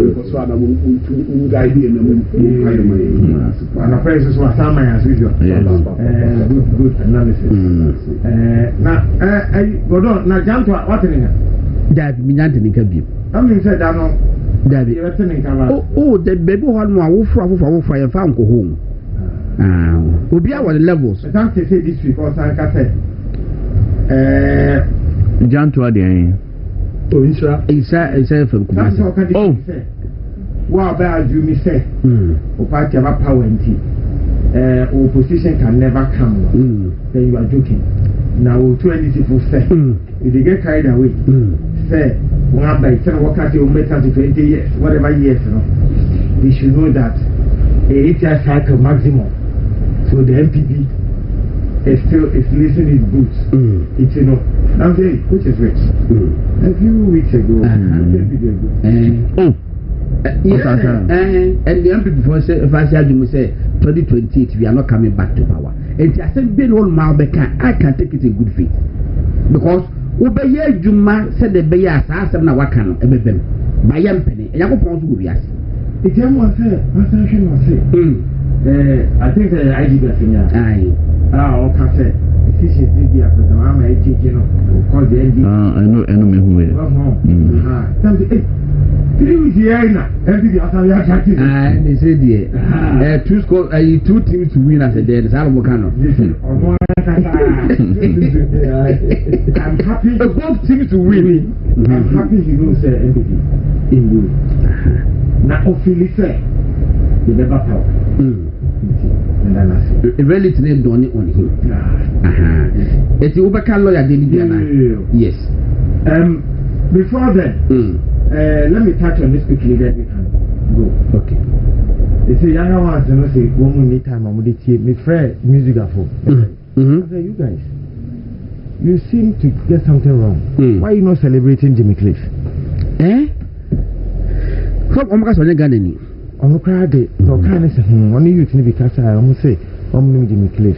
The problem, maybe, you can't hear me. You meet Jimmy Cliff. Oh, yeah, hate and I mean, this one, but I know how great that man is. And Mr. Maybe I'm 30 music. I'm say, Jimmy Cliff banned him in the 70s. So, not gonna name a friend Kujuba. Gonna need a born percussion. Oh, so yes. Yes, in the 70s, me who way. So usian. Because 70s, me nothing a woman. The album is called Give Thanks. I'm saying that you cry also. Born to Win. Okay. I am born to win. And I would go fire. We am Bonia, me too weak. And that's what you do. And then next to you, I forgot to upon. We am Bonia, me too weak. I don't know anything. It's Jimmy Cliff, one great musician of all time. And I am excited, say, some of us. And people do not know. He's from reggae, no Bobo's reggae now. And he's shifted on the Bobo hot shot. Dun dun dun dun dun dun dun dun dun dun dun. Not shot. So VIP. And a Bobo, yeah. I'm not one sign American Sweet. Oh, it's American Sweet. And a reggae beat. Jimmy Cliff now. Reggae musician. I just saw what year what transition. Yes. And album. And now we also oh, I'm looking for the one with the big eyes. Yes, that's Jimmy Cliff, reggae musician. So that album now is sound reggae street. Oh, reggae street. He just shifted to party songs, and the whole album, almost every song was a hit. After reggae night, more and in the 70s, when I was a little boy, Jimmy Cliff was on Warner Brothers. And if you know, yes, Warner Brothers, today they own CNN. Yes. Yes, Jimmy Cliff record label, no, he didn't play with small boys. No. And another controversy is that he shifted from Christianity to Islam. Jimmy Cliff, I never suffered. That's why Jamaica funny said down here. Okay. Because near Rastafarian. To make sure when you're dread that we're Muslim. That's a brief one on Jimmy. I see. Yeah, that's it. So I'm saying Jimmy Cliff Debbie, Papa. Means mad man apart from afar. Wow. Yeah, Ghana music icons or mom changing the face of music for a while. I'm saying Papa, won't mean in free. Na me come na kusi say ya na young crowd say unse betina entertainers na aban ma yiska aban bia ni wo beba obetumi ama entertainment grow. Take this from me today. Say economy ni jina and the entertainment grow. That's right. Eti na obetie na mako kreku okoye no ye dem entertainment metibi ana mesre. Babia we are babia entertainment ejina ne naso bia economy papa Ntusha between 2004 2012 not the entertainment industry no not a pick it up because not Ghana economy no kakra etu kaya that was when Nkrofobeka se me ko Accra Mall akom movie me call Accra Mall akohwe movie me call West Hills Mall akohwe movie so nipa no ni bottom no ska wom enti no o jania ma bi wo ho a wonye dey onwene ho enti obi obeka se aban bi disika be she entertainment industry mu bia no eye campaign gimmick ebi ade aban no betumi aye ne se ebi a o grow talents na no kra no wie na sesebi ni pam patronize ya talent ni ebegu enti papa oyobi a meso mediji no huye pa nyame onhran senke abroche bi anko ebilone yezenko ne etie we bilone enko ebilone yezenko ne etie because he's in the category of papaya or X Factor. Of course. Yeah, you are in that category. Of course. Sabi kan ke yensu ye de no. So ke yensu ye de. Oh, we should learn to grow this country. And na no make kind of parliament nipa binti asia me pacho. Oh no. She Bronin tam 292 million. So the koto pada. The Bronin yes anta.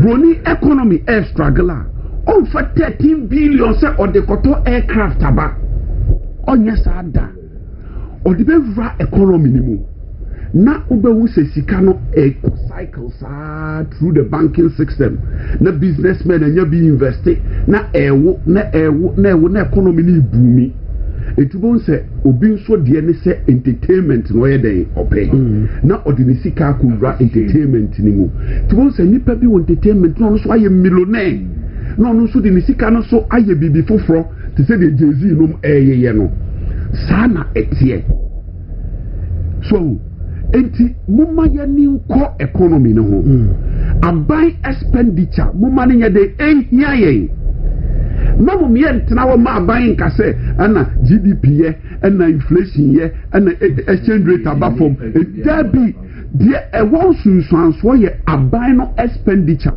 ehia na okodi sika no etina Dr. Mahmoud Bawumia after many years in government then realized there be me the policy be ba say ye ekoye nim no at least you be 30% of our capex budget no Rumasia.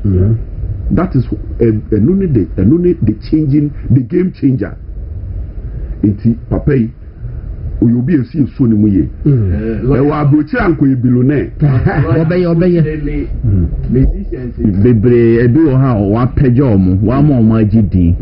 Omo turn around. That omo so e pempen do. Omo turn around to attack him and insult him. Yeah, body. But Nyankopon any Ghana for him Juma. That is good because most of them mankind say football is man no yellow indisciplined. Into trying to whip them into line. No? But sometimes ingratitude and he's a great man. Coming from you, oh yes, Tama, you say Mensia, Mensia South, eh? Yes, South. Yes. Then MP. Peter Waha. Yes, oh nobody. Yeah, ma obi amba. This is Papa we. You know, when we get people like that, more of that in Parliament. Come on, I'm me the MP. That was the things that I'm the campaign said. MPP gradually we are losing. First, you know, the MP bar. Because the submission, China JH Mensa, Ubo or Safomafo, Nana the Danko Akufado. We understand. Akumada tomatoes. Akuma,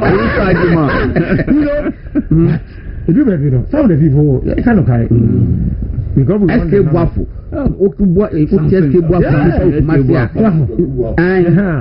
It is one person who gives me hope that we are going to get that type of people in the near future back. Yes. Yes. This particular parliament, first time I saw on buyer no MPP side, quality a woman is highly encouraging.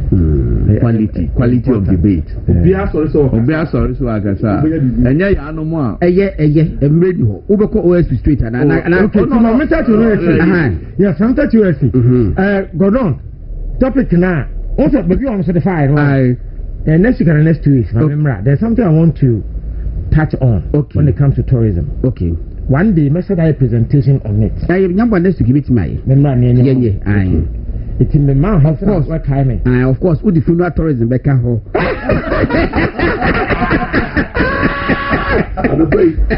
Your friend is discussing it out.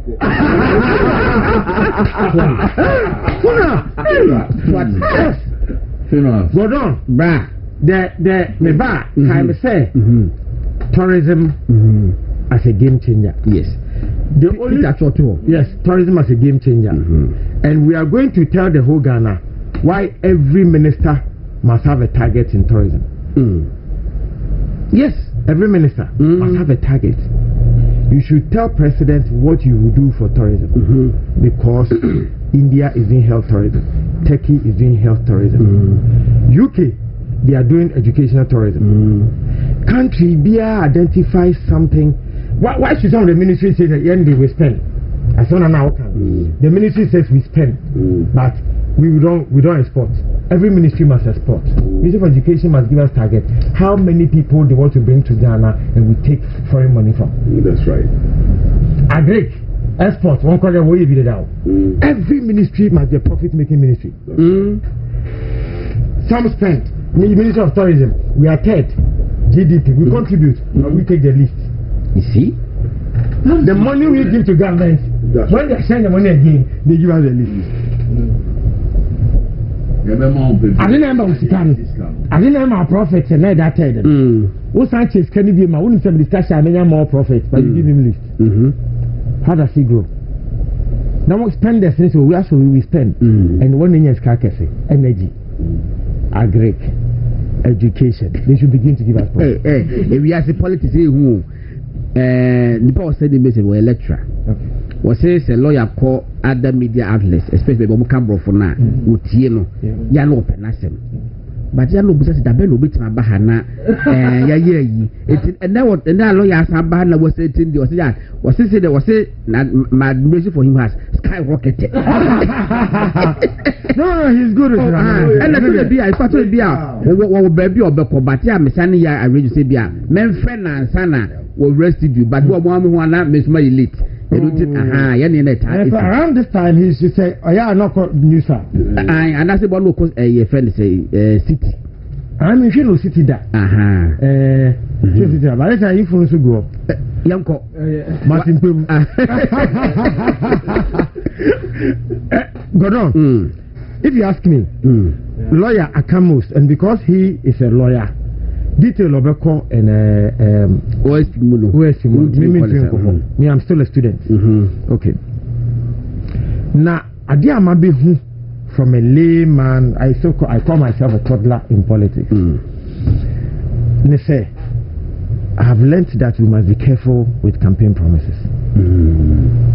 Campaign promises? Yes, we must be careful. NPPO, NDCO, and they from what is happening now. Kisi Eminia Kisi Eminia in the sense that years ago Kisi Sisufu as a young man now was started law. Now the boss Minister Dominic Ayini and a Kosga, the lawyer. Oh, okay. Yes. Iti Yako Kumase Bakwa music I hear be to do with knowledge on copyright. It is the firm na Bɛkyerɛ in copyright. I will good into it. To Dominic Ayini and the lady. And now, or introducing the boy. Yes. Am I in? It's your point, you, Lumba, partner. It's your point, Kisi, as a young man, means also relatively a young man. It's a and there's a boy and come on. Tikisi obey and the chief cranny for breakfast. We just say, we're here, we'll sit and we'll talk. Tikisi de Oiminia. The last time she had, because Parliament and she had Dominic, Minister, Dominic, and that's okay now. I said, why would I forget you? I don't bore me the street is all kind of power. That is how many more because of her past. Yeah. Attorney General, from how I've known him, nice person, good person. When Yama bam bam bam kakra to say me I think I like you too because you also bam bam bam. Yeah, you know Ghanaians don't like shy temperament. Unfortunately, that's how we meet. Yes. Now, what you say? It is this time ka Ubisa say who should work with the Attorney General in the best environment and take Kisi. That's right. Yeah. That's right. Because they're already the boss. That's right. Yes. And then you have a cafe. And in this lecturer. Yes. People say, oh, I didn't pay. I say, Kokosi. If you want to disturb the MPP, yes. Yes. Because what if die back home? I've been in the boss, been in your penny. They've been together for a long time. So says you want me to penny, so a baffle money. It's uncle, no so take a Supreme Court, judiciary. Yes. It's a Korea. Some concert transfer money. O'Brien. What did I say? What did that bam? Yes. Nicholas Wamadaho. Yeah. with the nice you power. What you say? The music you call them quartet. 44. Yes. In athletics also sir. It tell tell me say lawyer Esanka say Kisi does not want to work attorney general. Me tia you. And then tia make can say you're careful with promises and say even if they mean well, even if Adelis does not have any sinister motive, but the campaign promises. So you best set up the OSP, no. Say, you best say judge. You say a party and call for alcohol. Because the assumption or presumption is say President Kufa didn't call for alcohol. Yeah. The answer back, you didn't call for alcohol. Either you mean well, but sadly, wait a minute, me ba ni me yini. Ye ba, ya some promising and call for say MPP for a better to excite people. Yes. And yet, even if the people are not feeling crowd because they're promising. I was here to look good. Yeah. Cosmetic. That is how, from a layman like me, who is not an expert in law, who is not between I'm kind of metal shoes or circle. This is how I will see it. A biswane ampa bafum I was say yedemeko. How do we strike this balance? Yeah. Yes. Because they are promising it means this. Yeah. Maybe I minim na isi wa se ho ya to but the burglar proof no. Yeah, I'm a fago no moko. Me the menya dia ba ku aka we mo. Orabi aka me ya mo. So obi abia ne die. It's a friend say obi aso tell say ho. And me so kaka because for a radio station what we are known for say you enter your door. Dabi. Then I'm buying a burglar proof say hey BBS. Yes. But nothing see. It's because of track record. Yes. Track record. It is mini akisi. Go down on the utify me ding because we need to say mini now. But ye nyina o. Ayo. Ye nyina e me say wa nyina na da. It is sa lawyer can search minimum yoko. Which other one? You know him. Which other one? FIC na. Kojo see mini o. Na say one dey high. Kojo see mini a ekopon. Kojo grad na sani ni aketwa in the birthday party. Ye nyina ekoi. Mini wo photo nyina ono be twum nkuta photo no. Don't you see overlap? It is. The functions. Yeah, there's an overlap. Yes. There's an overlap. Yes. And again, the kind of civil assembly to say for a country that is developing, that wants to save money, spending no can want them. But about me, say, maybe a day 30% stay. If you are doing prudent spending, so overlap when you must be fixed. Yes, because some double as some not the same. You know.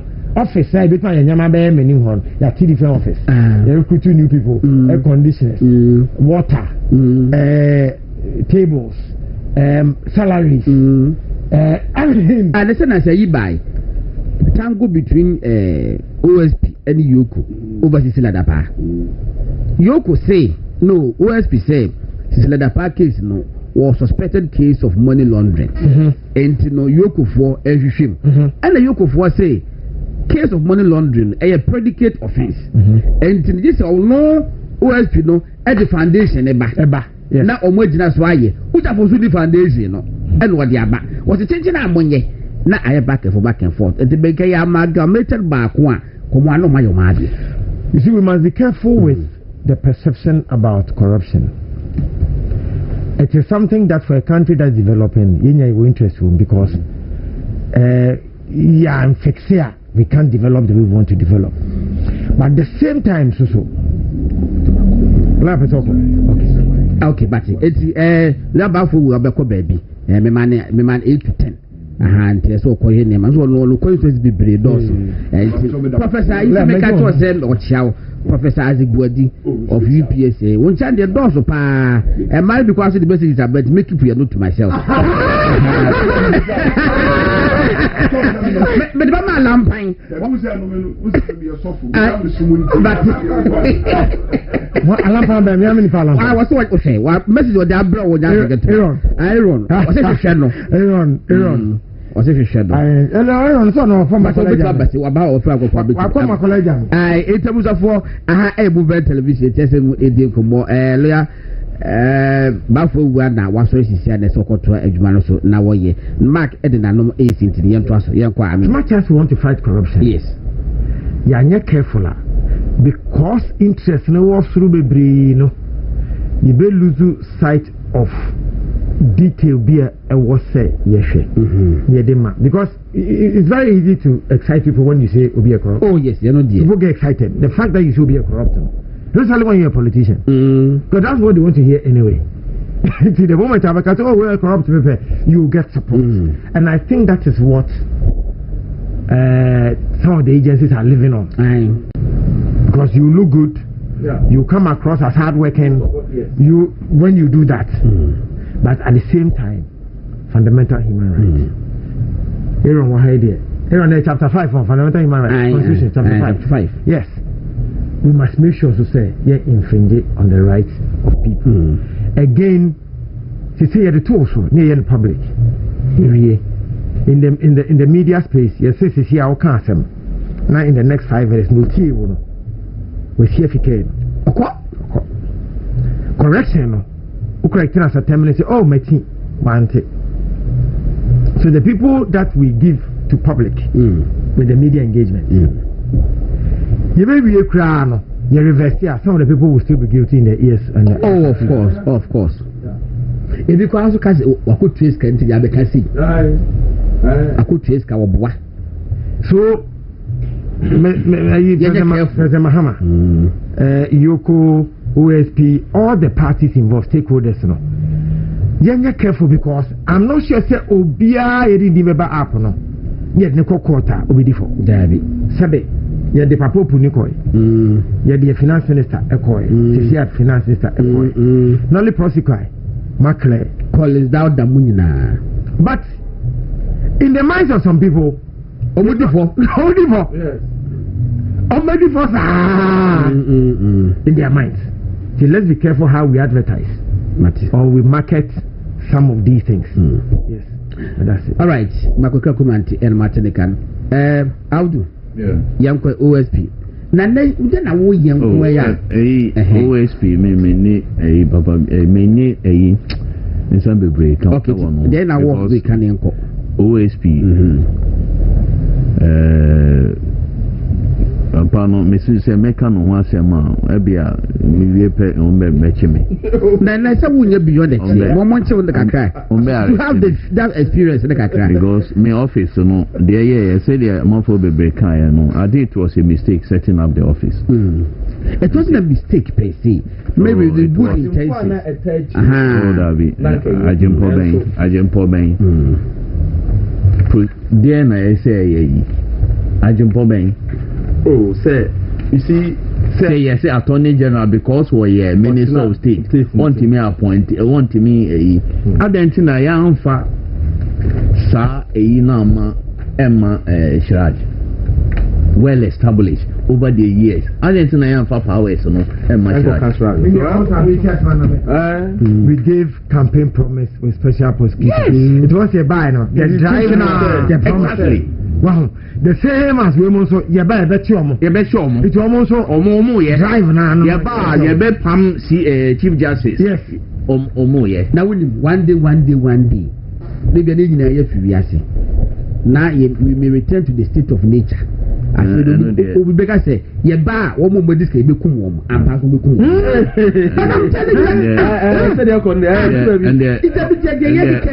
escalation Thomas Hope na okay ayo state of nature so nature okay brute force any into main office way papa we yakana sem kisi ajabe say his stay there is no longer tenable. The stay in the office is no longer tenable. Obi ayama budget millions of Ghana cedis. What you use a budget for is press conferences. You budget near the man say obey investigations. Amba nipa oma you suspect say oma engaging in corruption and corruption related matters. Ultimately yema media shows now about back publicity and can mandate not Juma Ben away because once you see say you act so you're on the side of Martin people. Yes. Precisely. For the first time. Not there for the first time. but not in this entirety. No. But way because before you start, say who investigate baby, Obi, you must know because law now mandate say Yama ABC no obey. You must be matters involving corruption and corruption related. Now who case now who question is suspected money laundering. Who case who say now ube say it's because I a press conference. It's who need FBI. There be FBI at the end of it also I don't have the mandate to do it. But some cases however I ain't no one mandate I ain't cases I now I say no one mandate to do. Obo me mami CCR the party. Look at the embarrassment or the brand mami way. At the end of it all, the doctor, the so-called doctor, no, so they come Yoko Krano. Yoko Kra say find that's your friend say evidence man say yenjina prosecutor or no and no Kra no or no more I don't talk. Aye. Chima mention. Master say your research, the coast street in CCI. It's a big research power. That's it the anti-CCI way. You'll be surprised that some percentage of vote you lose if you're anti-CCI. If you unka almost say Obi Ghana is Ghana is cannot do two nempass. I'm MPP for many sessions now. I know we are called for, and because of this man and such a person, young man is got millions of Ghana cedis. And what has he brought to this country? Dividend to Ben ILD. Now you are still keeping such a person. Every day now more the say and discuss no. It's no waste of time. Yes, what is I in the answer on the area or not Legona? I don't know. No, but don't I one. Okoda now, Benjamin. Messi Bakubi. Okoda. Bakubi. No, free Chroma. That's all call this Legon, say or Conifi. Not Legon. Not Legon. Obi ne catch himself. So Conifi. That's what Chem. Uchemo aboba side na accident because see na anajo accident no okoho so okodjuma no na 24-hour economy omoye money be a minimum enye nyina say the winning music ayi nim no monem me said many are ya nepa okofo ya de baby ko. No doubt will be say on my FM now or more interview no person questions be find this on and I'll say man try say me person no coso and yes I be a make a question it's really to save your own dignity no save my own dignity me make a question be a make a obi because I didn't able we are still keeping such a person in office and every day the oil say on say only yoke okun only attorney general ekun only politicians ekun one no be. So what work is he actually doing? What Peter yako Aud Mahama ena wakasa Peter yako OS kakra ya wo isi bebre you see ideally no anka obibia eboa ama ya fight corruption because nka obia yenya support no but corruption there enya de papa.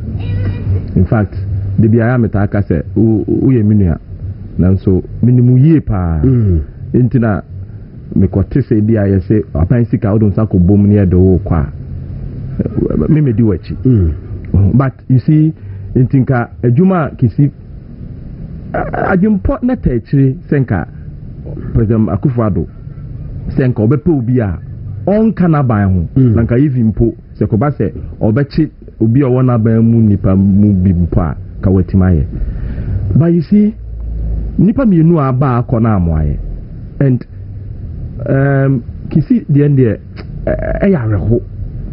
Because onim kisi before and ne obedi akunya be special prosecutor na I'm say there's something wrong that I'm say yebehu because onim niman bi wo ha kisi onimra what I say ochiremra and now we practicing so ache ntudin kan say ebi a ye book mu mra nko na oni na hwe si the package there ono aso ye nhwemu a kodu ba bia ohun say na mandate only mandate to investigate into what come ayoko no or sound so ye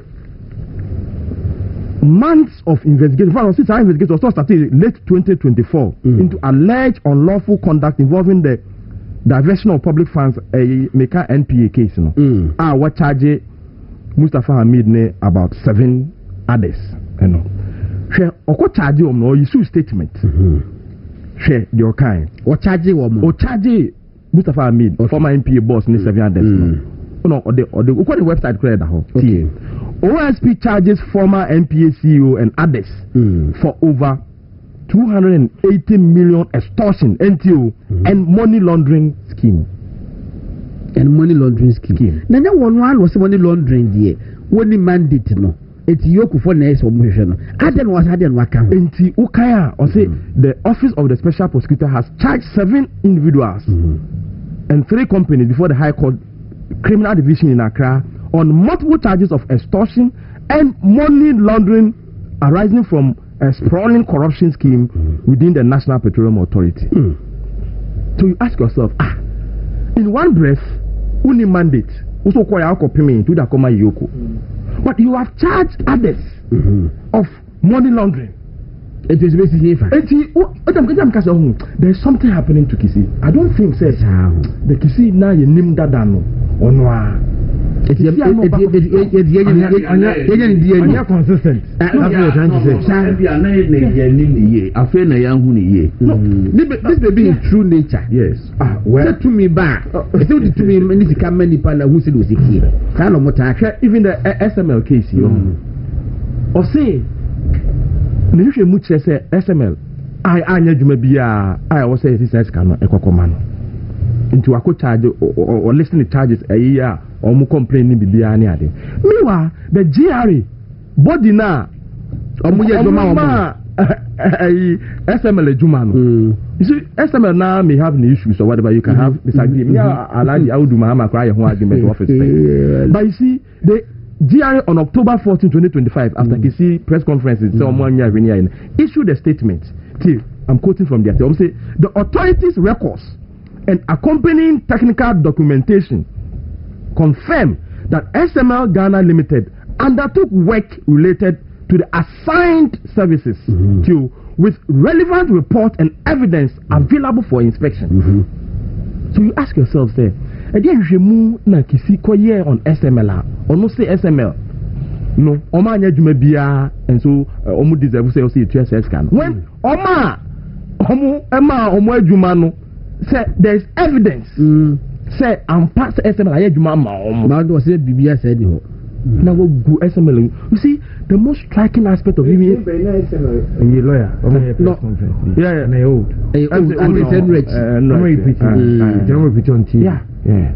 the most striking ground when say kisi address issues no or challenge KPMG report no I check SML ayejuma bi na SML contract no kwa no legitimate. I was like now what that capacity no cry. Fantastic point. Or that capacity no. Because KPMG o man nyina rekọ to abakra confusion here you buy. O man dey share auditing. O man dey go share o monsa. And our capacity more than DRA. And KPMG no enye Ghana nko a reputable. Yes. Global. And I doubt say on back we show the work say everybody say na SML nye adwuma bia no mbeka so SML ayejuma. Now based on that you use that as a basis oninti odi omo ekoko KPMG papa na o ka ho omo yes adwuma we enye ono na ya appointee no GRA boss yeah GRA director general say yes okay oh enti nana no there's something wrong. Either people be and I be maybe a train will get to know on this one. Just 2 points now the master manual her can Papa no Obe so unpopular. I mean so sad. Just say I'm obia so bit a new master Obe just say in a Ghana so say that Mark Hekano. Ya de ade ya to so say you see why ABCD. Now we tell you and no on the 12th February 2024 2025 Kisini press conference now till our intelligence point us to state that the purported raid on Mr. Ofurate's residence, because at that time I could read it Ofurate's fee, was staged or at best an imposter action in an attempt to court disfavor for the OSP and to derail the investigation. As more can be. Sadia way, not to know so the name I say bar. Oh, mommy, now we want to be now. No. When we knock on a measurement count, somebody says, may you have Peter Kamasi. Now we are able to say one man is taking manager. And you're quite yourself. When you tell me, say, a guy, in fact, coming qualify. Put to question judgment on some of these things. But I did if I'm a question, this is in beer, what take beer. Say, every prejudice is beer. Can be a ready beer. No, I can't make you ready beer. And doing you say, what would you make you ready beer? He said, is famine. What's about 2025? Page 8. Our intelligence points us to state that the purported raid on Mr. Ofurate's residence was staged or at best an imposter action in an attempt to court disfavor for the OSP and to derail the investigation. You see? When the Mama Yaga Kwabepa and Wacho say Japa, yes, what kind of parliament? Yes. Now OSP no over bloated sense of importance beer. Would this was to tell be our Ghana? Would this or ya the master would you woo? From a friend of megalomania. Megalomania. And one. Mr. Picture be one metaded picture I give me. I could be what it was Shamiro no more. Now was a crown near the other. Salu Huno. You say when a binding beji tombs or moon call can overrate now Mama Yaga ko patch or parliament no. I was OSP and just called patch on this alone because what there are some also investigation more why you and no intelligence now OSP position so and I said SP position and yet say just a mere EBA in some 20 or 10 changes I would Muhammad you can overrate fake 12 if you only 1 acre yes. And you 1 acre. If you get 12 years, well, a bony and confirm what twice as well. What's the investigations? Yes, extra will say, you too. It does take a frat and and I say imposter. Yes, where can you have apologized or say to your bar? Now, where put me here? You are guest too. Who here will this? And both teams to win. There's even one on Canada more. I will say, oh, the interest wait, but we be machine. I will. You are much only Canada more some okay. See, and then I may say, Papa, I know one year investigation, Papa. Okay, you see, I just send your can't say way on the investigating work where you say. Either or no one a year, and no crown see you are not setting no. Daddy, either say on one a year and now imposter.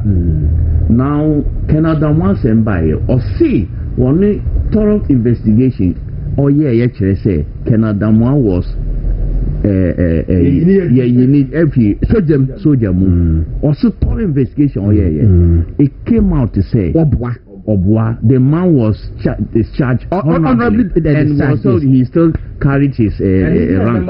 Also say you were there. What do you mean? Member of VAC. He was a member. You didn't even know. Say the man was discharged honorably and all a member of VAC. no over carrying his title colonel. Adereya mid journalism students first stage will be to cross checking. Enya no kweno. Kisi you got this. This common thing. Na mo ye multi hand and mo waste time on such a person. Mo waste time on such a person. God on. Machine kofa bread. Peter yapo. Me dem asem ba wie no nim. Me jidi say seriously and Emma Kisi and I suspect say there is something wrong maybe after so the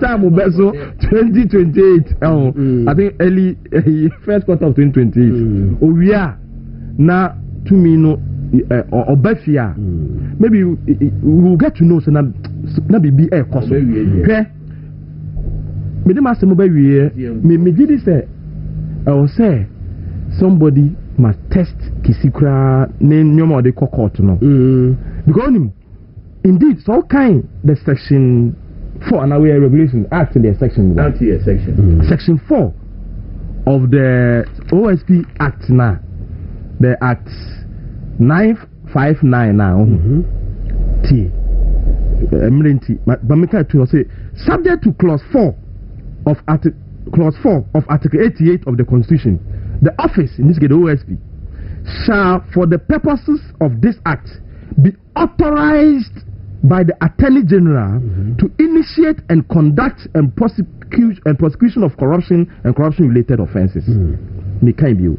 Subject to Clause 4 of Article 88 of the Constitution, the office shall, for the purpose of this act, be authorized by the Attorney General to initiate and conduct the prosecution of corruption and corruption-related offences. But so, he said Japan, Kisi Ejaben cases or the court.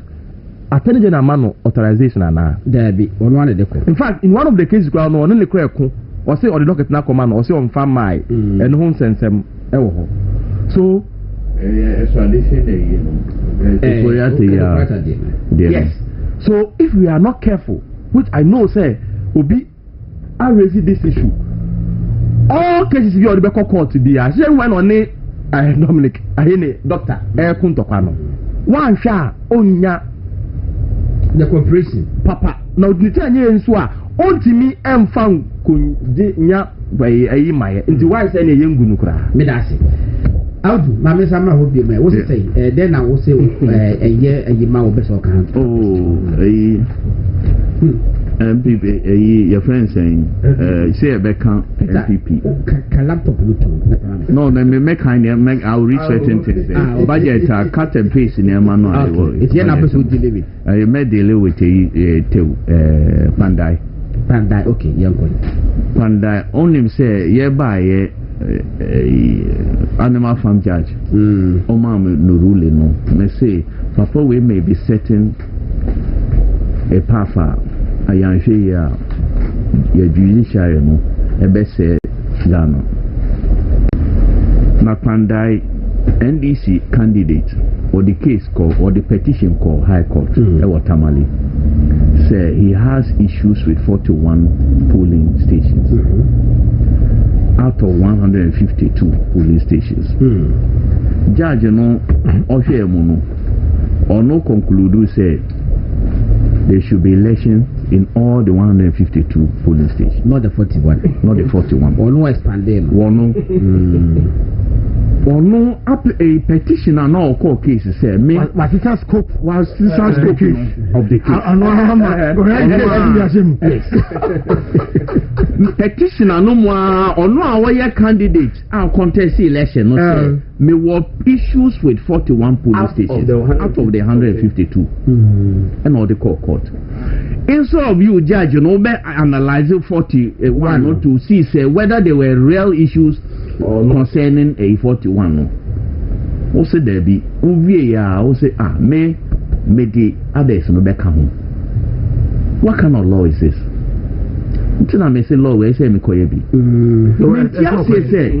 Mentia say obi or no the case or the buyer no you have expanded the scope for the person. One no name or pen the petitioner name or petition for me say I have issues with 41 polling stations. And that's where I want the court to look into. At the end of it all, you have called for a total rerun of the whole election. What coincidence? What kind of law is this? And what is sad, they say, I've always said this country, in ABI MPP, and no opposition, but there is future. There is future, and they say, Nema Boni Ekoso Obian Kasa, they say, Osofo Kasa, Imam and Kasa, your friends saying, CSOs. As for the neutrals, they have got positions in government, so they should not talk at all. Because they are not worthy of yes. But what is critical, they say, obeyed in the case, I court to say, this is what I want. One besa say, what issues were the whole constituency, and now who judge? What decided say, what is the interest of this judge in this matter? My name say a judge there we a neutral arbiter. No impartial, neutral media money for neutral media in papa. Say the neutral has been destroyed. What judge we a impartial arbiter? One of the case no I judge based on evidence idea bro. You have decided to expand the scope. Say polling stations. What is the interest of this judge in this matter? But is there an opportunity for an appeal? Oh, they have. There's appeal opportunity. But see, the fact is, you should question. You should question the judge. The interest of question what is his interest in this matter? Because they not a comprehensive So if you share 41, who said there's that likely who say be a number who 41 maybe will be now for other ones who may their brain in. So what people requesting. There's no evidence say Obi the Bibiaba say Shenin in Ama. There's no evidence to that effect. Why has he? What is the interest of this judge? Okay. What is worrying is say what he has in the area. What is that area? No. One who near my statistics you ho. Sometimes say the mere foul say yes say we will be foul crowd to me escalating into communal violence. This is electoral, and we have done by-elections in Talensi, Chiliponeondo, and those by-elections have not ended well.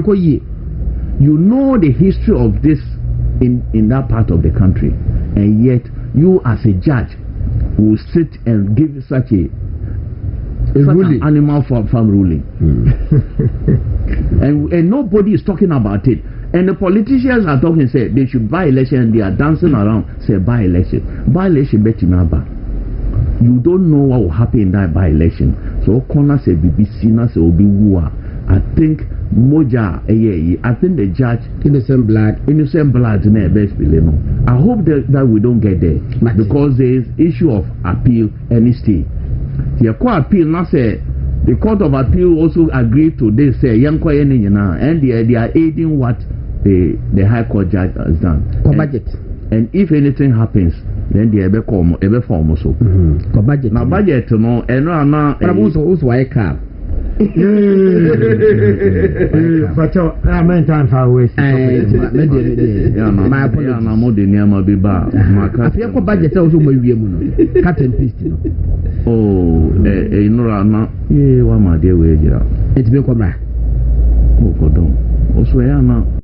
Remember, so laptop you fearful. Maybe fearful. Baby people, and my horrible. Because I wanted to go to specific areas. That would have been yes. Or I Dr. Mamuba, my Eastern region. Yeah. Meaning what to me at the CDR. At the same. A query almost send information in the platforms in the you kind if you want to have videos in the I think that this thing. Come see who bow. Dr. Baumianso. Okay, ni pa bani na baby eating for. Aye. Miracle. Opare answer. Opo kuma. Kojo. Opo yeah. Chabamafo. Ana kwa mtize kuta kojo ma Akimoda MP. Akwasi akwa. You know, it's in there. I said Dr. Baumia. It was an Atachia. Atachia. The bomb man. Or the assemble. Bombardier. Or the assemble. Dr. Kings Binyako. No. This Lajiman. Yes. So, Anna, of all the regions, 18 MPs, and a bar out of strong said this number of MPs, we have for Dr. Mahmoud Bawumia. Yeah. Knowing that Hona governor. We all know that governor has influenced the constituency.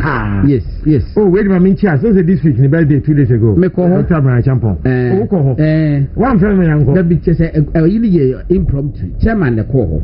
Chairman court. Okay. It was when one lawyer and the people before I could. Okay. It makes us me fufu cry.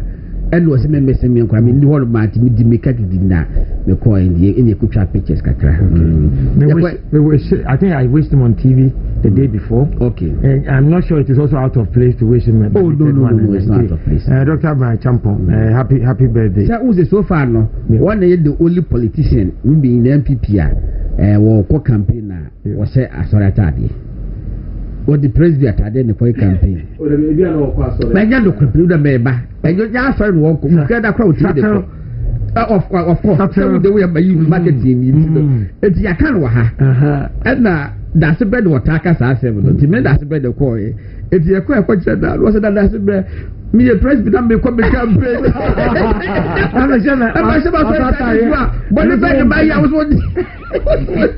I know Brian. He said that. And I said, so cause to say Batakari. Say almost when I'm saying there, no dear. Batakari, sorry, never let a more a year culture into the hand. It was the but that's what I did. So many more there.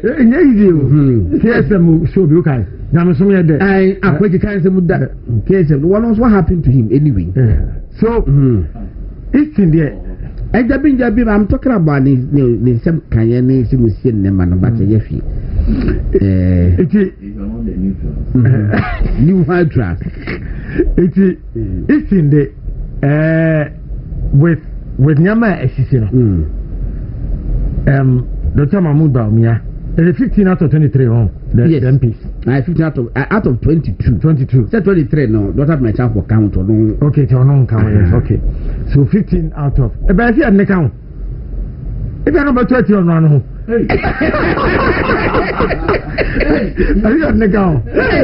Say, Professor Bodi said, Gordon. Professor Bodi said, Gordon. Don't bully I will do on the budget. He's going to shock you today. I before defenders were zero. The budget I'll touch on it on the tourism and culture. Yes. Okay. So it's in we don't have an option done. Because if 15 out of 22 or 23 for me, 22 for you. Yes. So your 20 result of Dr. Mahmoud Bawumia is an indictment on the MPs. Tomba Yejuma. Yes. It may cry.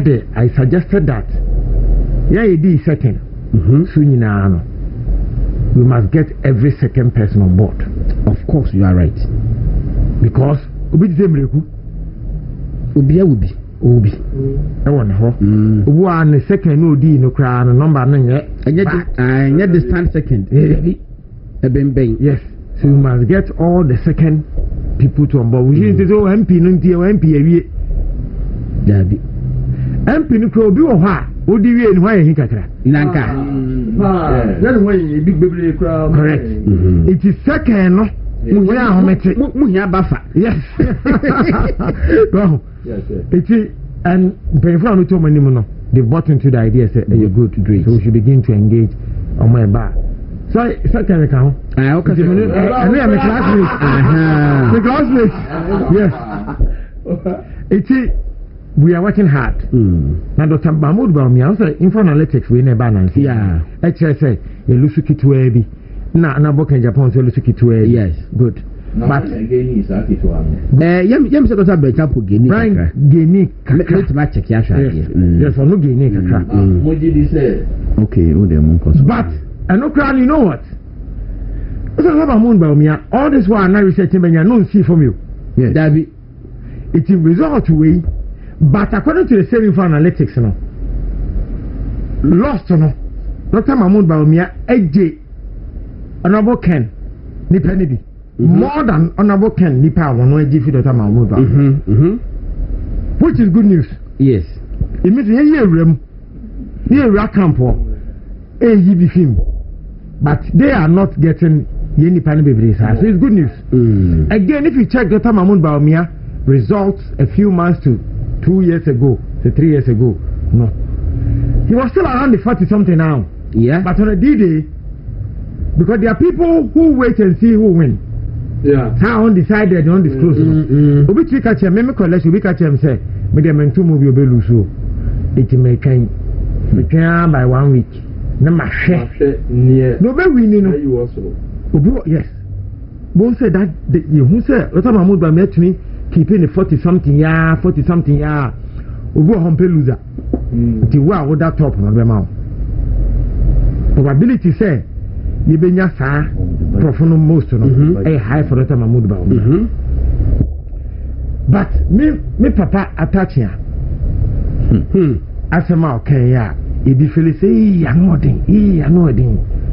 And that be tell on Seche Mensa. No can say am padi ba na ameshi. No can say for the sake of unity. The money go am pa. But meyenka. Because Sani panu to ko winia.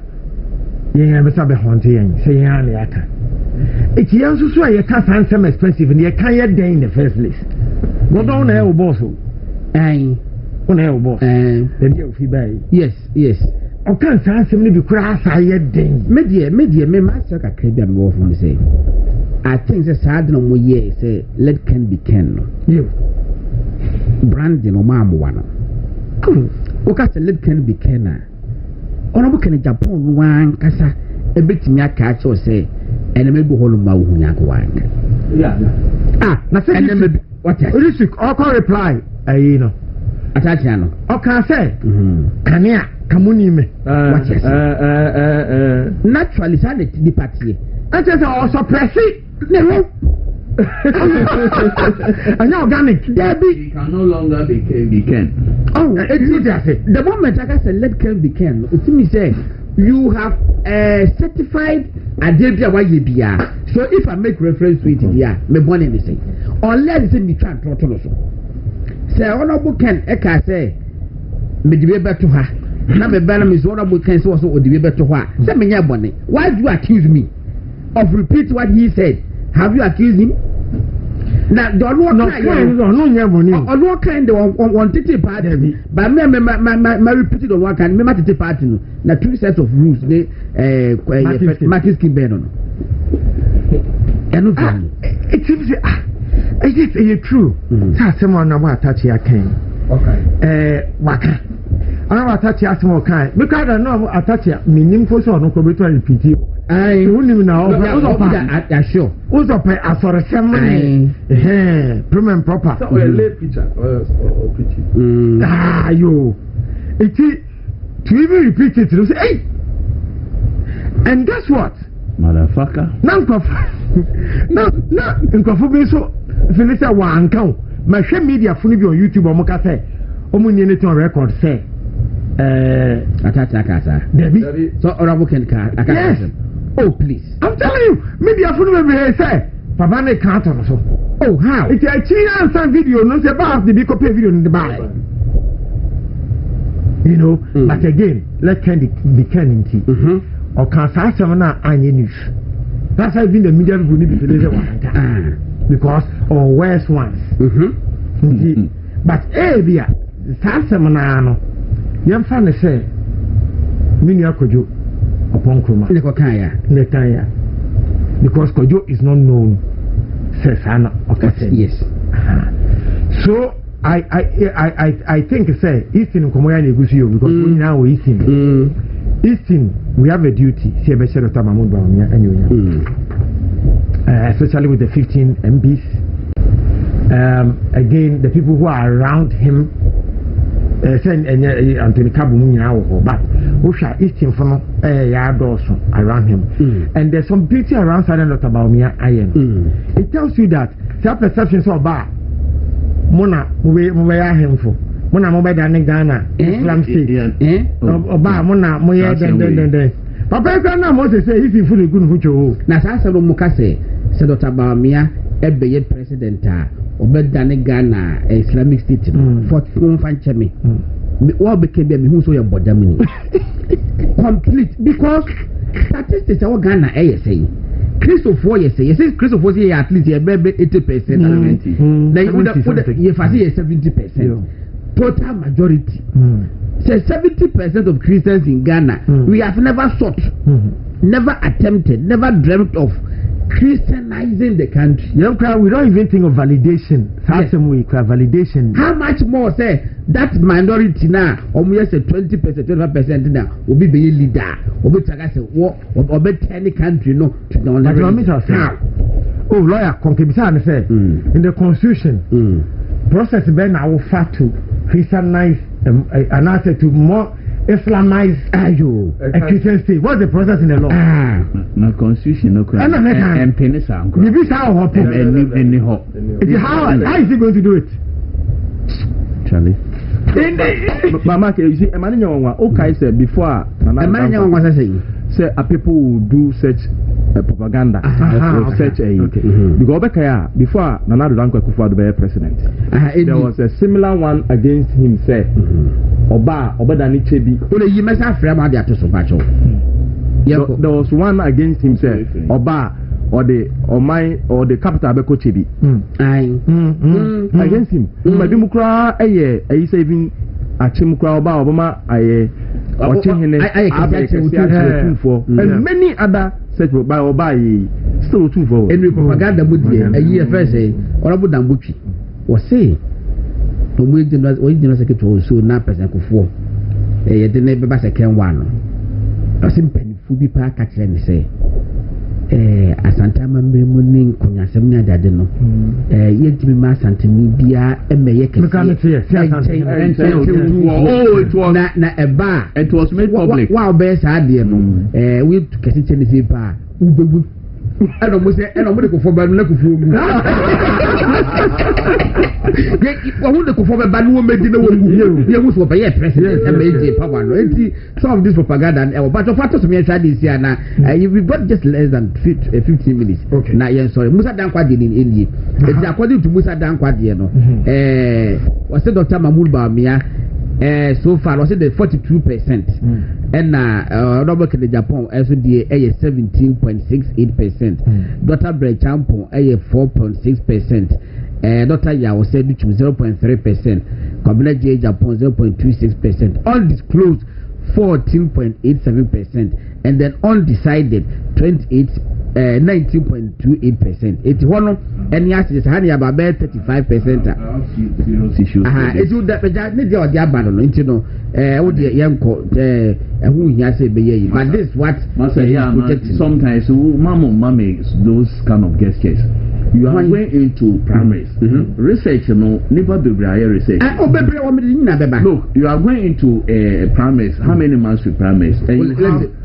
Undisclosed. Any undecided more than almost 35%. In a primary party for you know the total number of delegates or motto, you know the sampling frame, any BBR, and you have this number, and you think that this is accurate. It can be possible, Miriam. It can be possible. Yeah? Even the D-Day, some people decide on the D-Day. Yes, but that was different. No? Yes. It means that the person has changed his mind on election day. But when you actually decide, yes, but I decide. I'm looking at the figure. Okay. If you do any research and you have this percentage of undecided, but you see, the undisclosed doesn't mean so Nimbaby or better. But men can't tell. But undecided no cry soon 90%. And for 20, it is very huge. Okay, so in the research, next figure, is it possible to show some of the other researches Okay. You find a correlation. I say yes. What we find in common. 3 or 4. Now maybe 5 to social. Why? But meaning that no something consistent. They say what about me is winning. That one there no ways about it. That is. When you say no be and put about me at 63 and cannot. When you say oh yeah this and then research one now can I research one an aspect of it or say party for yes and no. That is the party supporters, not necessarily. And not delegates. This one is it delegates? Yes. Yes, even serious. Because to get delegates, I don't know, sampling frame is smaller. And you have 19% undecided. It's a problem. Okay, to what I said was say in the MVP race, while Kennedy made a huge recovery in the central region, Eastern region returned the favor to Dr. Bawumia, and the overall effect is just -1.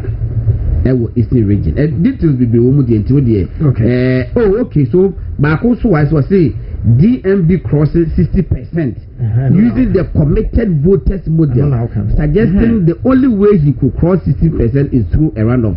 But can he risk it now? Who leads MPP? Committed voters model 63% Dr. Bawumia, 29% Credo Hine Japan, 7% for Dr. Brian Champon, 1% for Dr. Duchun, and then for KE Peter,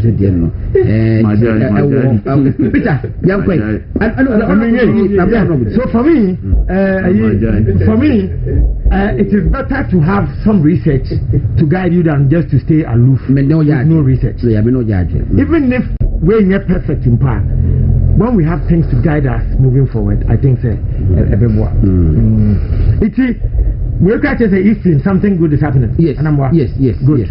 It's Monday. Mako consensus. That's about me. I use on Tuesday. Tuesday will be true. Yes. Okay. It's for enough for moon. And me bomb pair more moon. I said I go for more. Yeah. In fact, it's hectic. It's noisy. Who crisscross across? Everyone know about me. Because I know said national assignment that we move through me. Omo come round. Ya mom pair moon na. On say for the first time in the campaign down for any opinion engineer. The last one, no man who said, who is the yes, but this one in the office. Oh, many more. Oh, campaign is good. All this will galvanize the base. And now why we okay, I can't me. Yeah, 1 minute. No, tourism, baby. Budget next week. Budget, okay. Oh, can be. Now, person the church and say, okay. Okay. And me the year me review, man could be. We team some TV and say, oh. I'm at one, we seem say. In 2 years, politicians for. And I brought Bia was so our woba say. So, who, how, Nipa Basa says so. Let me bet my use and abuse. And how one day, Yenina Yebeko, and into Yenya to me, how you knew sooner. She and Papa Rollins, and then they left finally. Madame said Rollins who would have. As a little boy, Nam say Uda because power ni and I'm what things we need. I mean, untouchable. The country that Mupamu MPP never look like there will be a day where democracy die. And now no be catch him say. Yembra Victor Smith. Yeah. Me majma no ya na me see baby o. No so na ma papa ne makra ko programmer ona ohwe. Oma me bi o betena. Na the position no. Madam for Selassie. Wo si Selassie ko date Zenato. Ye bi yiti ho. Papa ko ku ba ko kom sa. But again politics. That's gentle, right? Gentle, yeah. I'm in the cantonment. Again, politics. Mami am Sankai say, hey, what's my matter jacuzzi? Jacuzzi. That time. That's the person who for do Kuwait. Jacuzzi. Jacuzzi. Me die most uncompleted work and number near you so or jacuzzi. Mr. Jacuzzi. Oh, I don't pay. I demand money who jacuzzi. The headlines I can't hear. Chronicle. Free press, yes, was because of the asthma.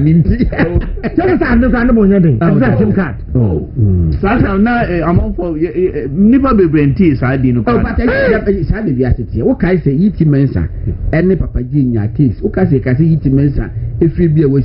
Yes, what in the big game? And my run is close to the game. Peter, I'm going. I story. Peter, let's say okay. One can't party maybe.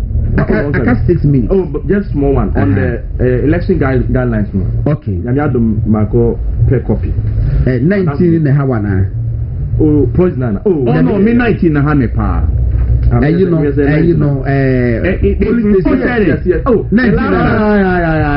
repeated it last time. What by but I have to say that it doesn't make.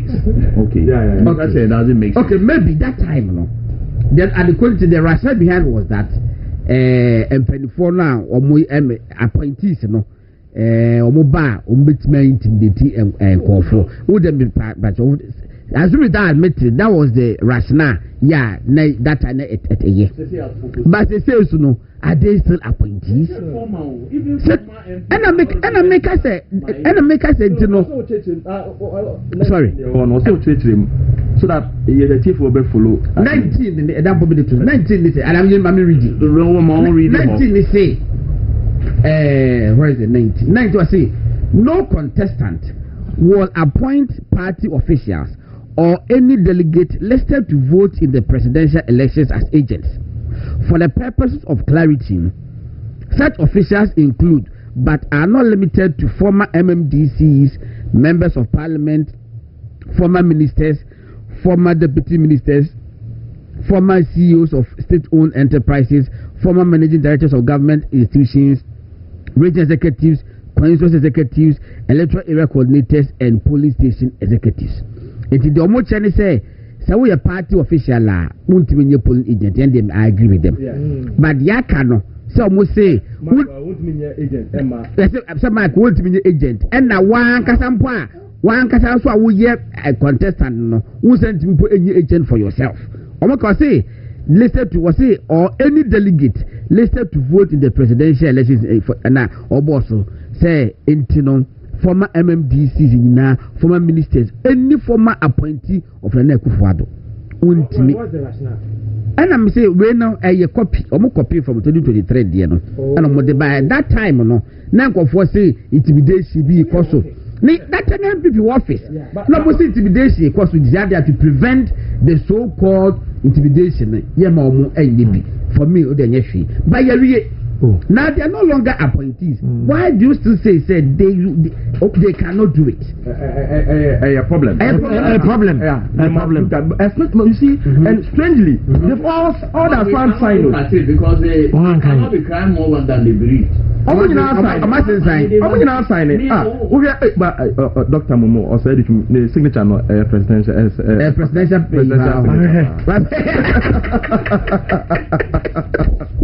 What was signature? So they are quite school placement. But in terms of signature, it just signature. Mahamayaga. That be me. Pass Yanko. What can I do? School placement. So sorry, almost mine. We want you to work for the catching the million edgema. That be almost school placement. Sometimes there be no man. And to us way. To fit our I want to have me. Okay. Say, I was say. Almost share a home. Yes, sir. A bit of Obi raise issue. Match Tuesday on National Executive Committee meeting. Yes, so Sana Mati. And I am hoping that a BP because almost now I was inside here, but it doesn't make sense. How would we find you now? How do you feel? Me cry because come. Now there's a bunch of facts you can't just say. You can't say budget now. Don't say leader. Osahini Alexander Kwame Nafenyo Marking all concluded a debate, a budget on debate. Or say a budget way cut and paste. So he gave pages here. Say cut and paste. And so I took the budget and I went and looked at it. Sunday no crack.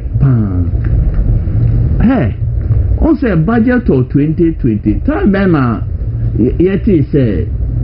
Omode Ministry, System Minister, Ministry of Sanitation and Water Resources, Ministry of Railway Development, Eba saying, Mama, from President Mama now appointing the minister.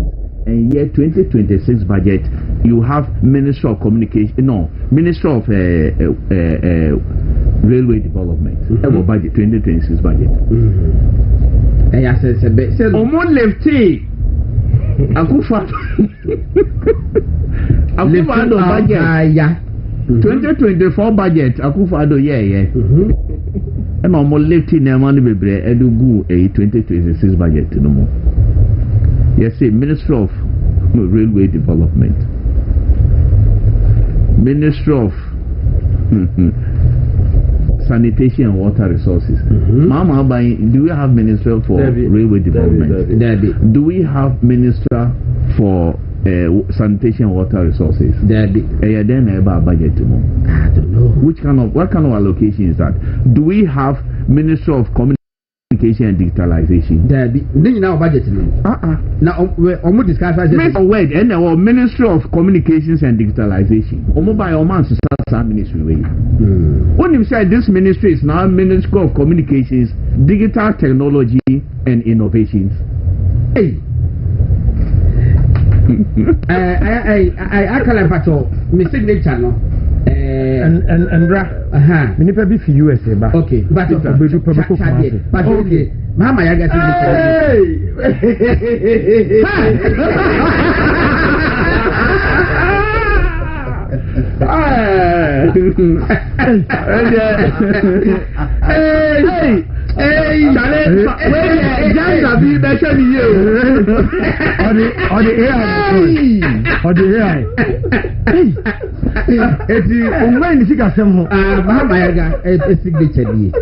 majority.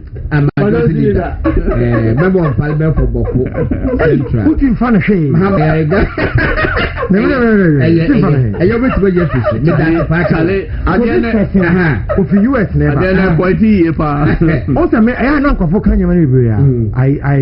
Some of them an extremist politician where I am burying my party even when we go wrong.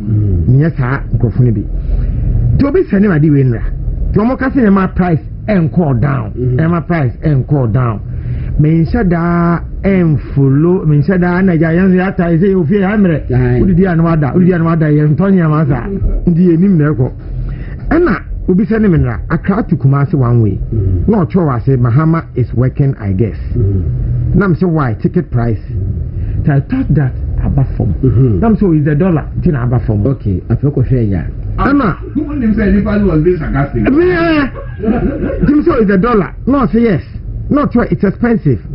December 2024, I paid less, even though the dollar was around 16 cedis. Now me say, oh, sir, no, say yes, I paid around 1,300. And I'm better as I say, ticket. Yes, ticket. Yes. So this year, last year, no, dollar is 16. He paid 1,300. This year, he's paying 1,009. Hey, what is the effect? One way. One way. Kumasi. One way. Let's me first because I was saying and saying what about 1,008 as I say. This time you have 4,700. Yes. True. Then 2024 no, it was less than 300. 3,000. He paid 1,974. And that's just one day. 2,000 no. Almost 2,000. Yes, almost 2,000. Yes.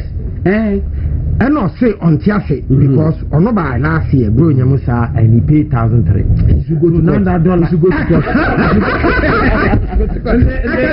My videos took it to that running media, the photos and now, for it's really a year, Kwakudaru, and I say, Wakwaji, Abudin Kakaka, the Defopa, MSc Procurement and Supply Chain Management. It's only the road and the right way. And one would name. I said, big money. Supply chain. My procurement and supply chain management. Of course, we pay and no more license to take kickback. Of course, we. It's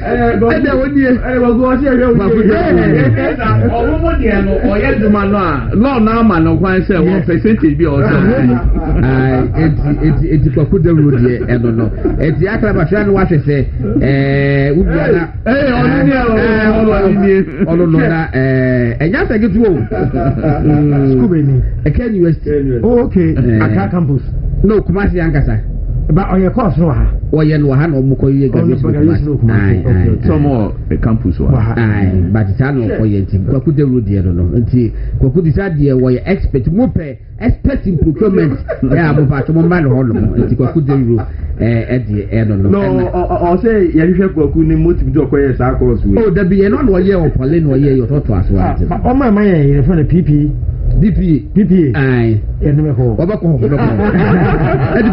back on also trust with my way.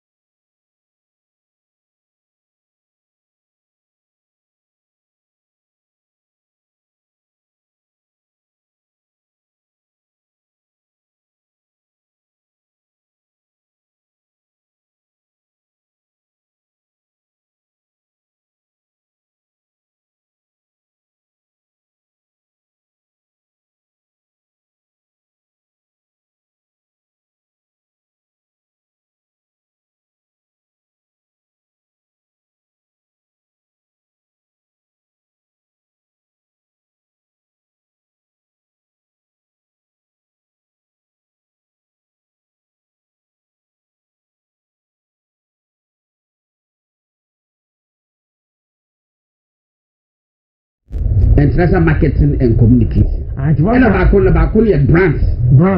Okay.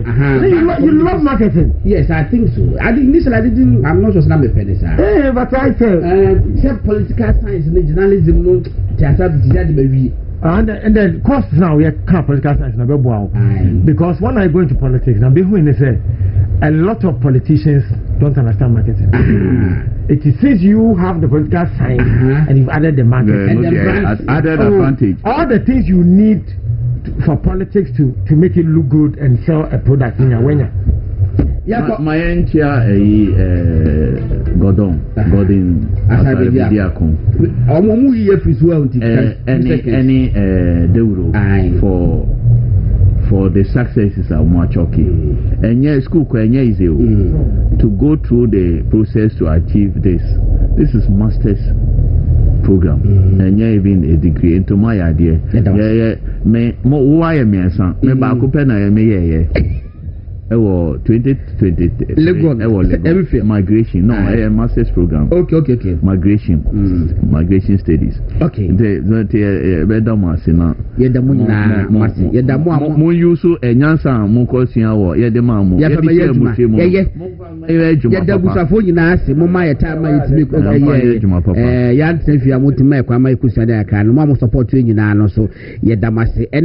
MP4 Mensia South, the Neji Bafo Wabekayansa, lawyer and former deputy minister of tourism, Honorable Mark Okrekumateso Ebekayansa, Peter Ankuma deputy editor, Dispatch newspaper, and then of course Okwako BP test CCA and managing editor, yes.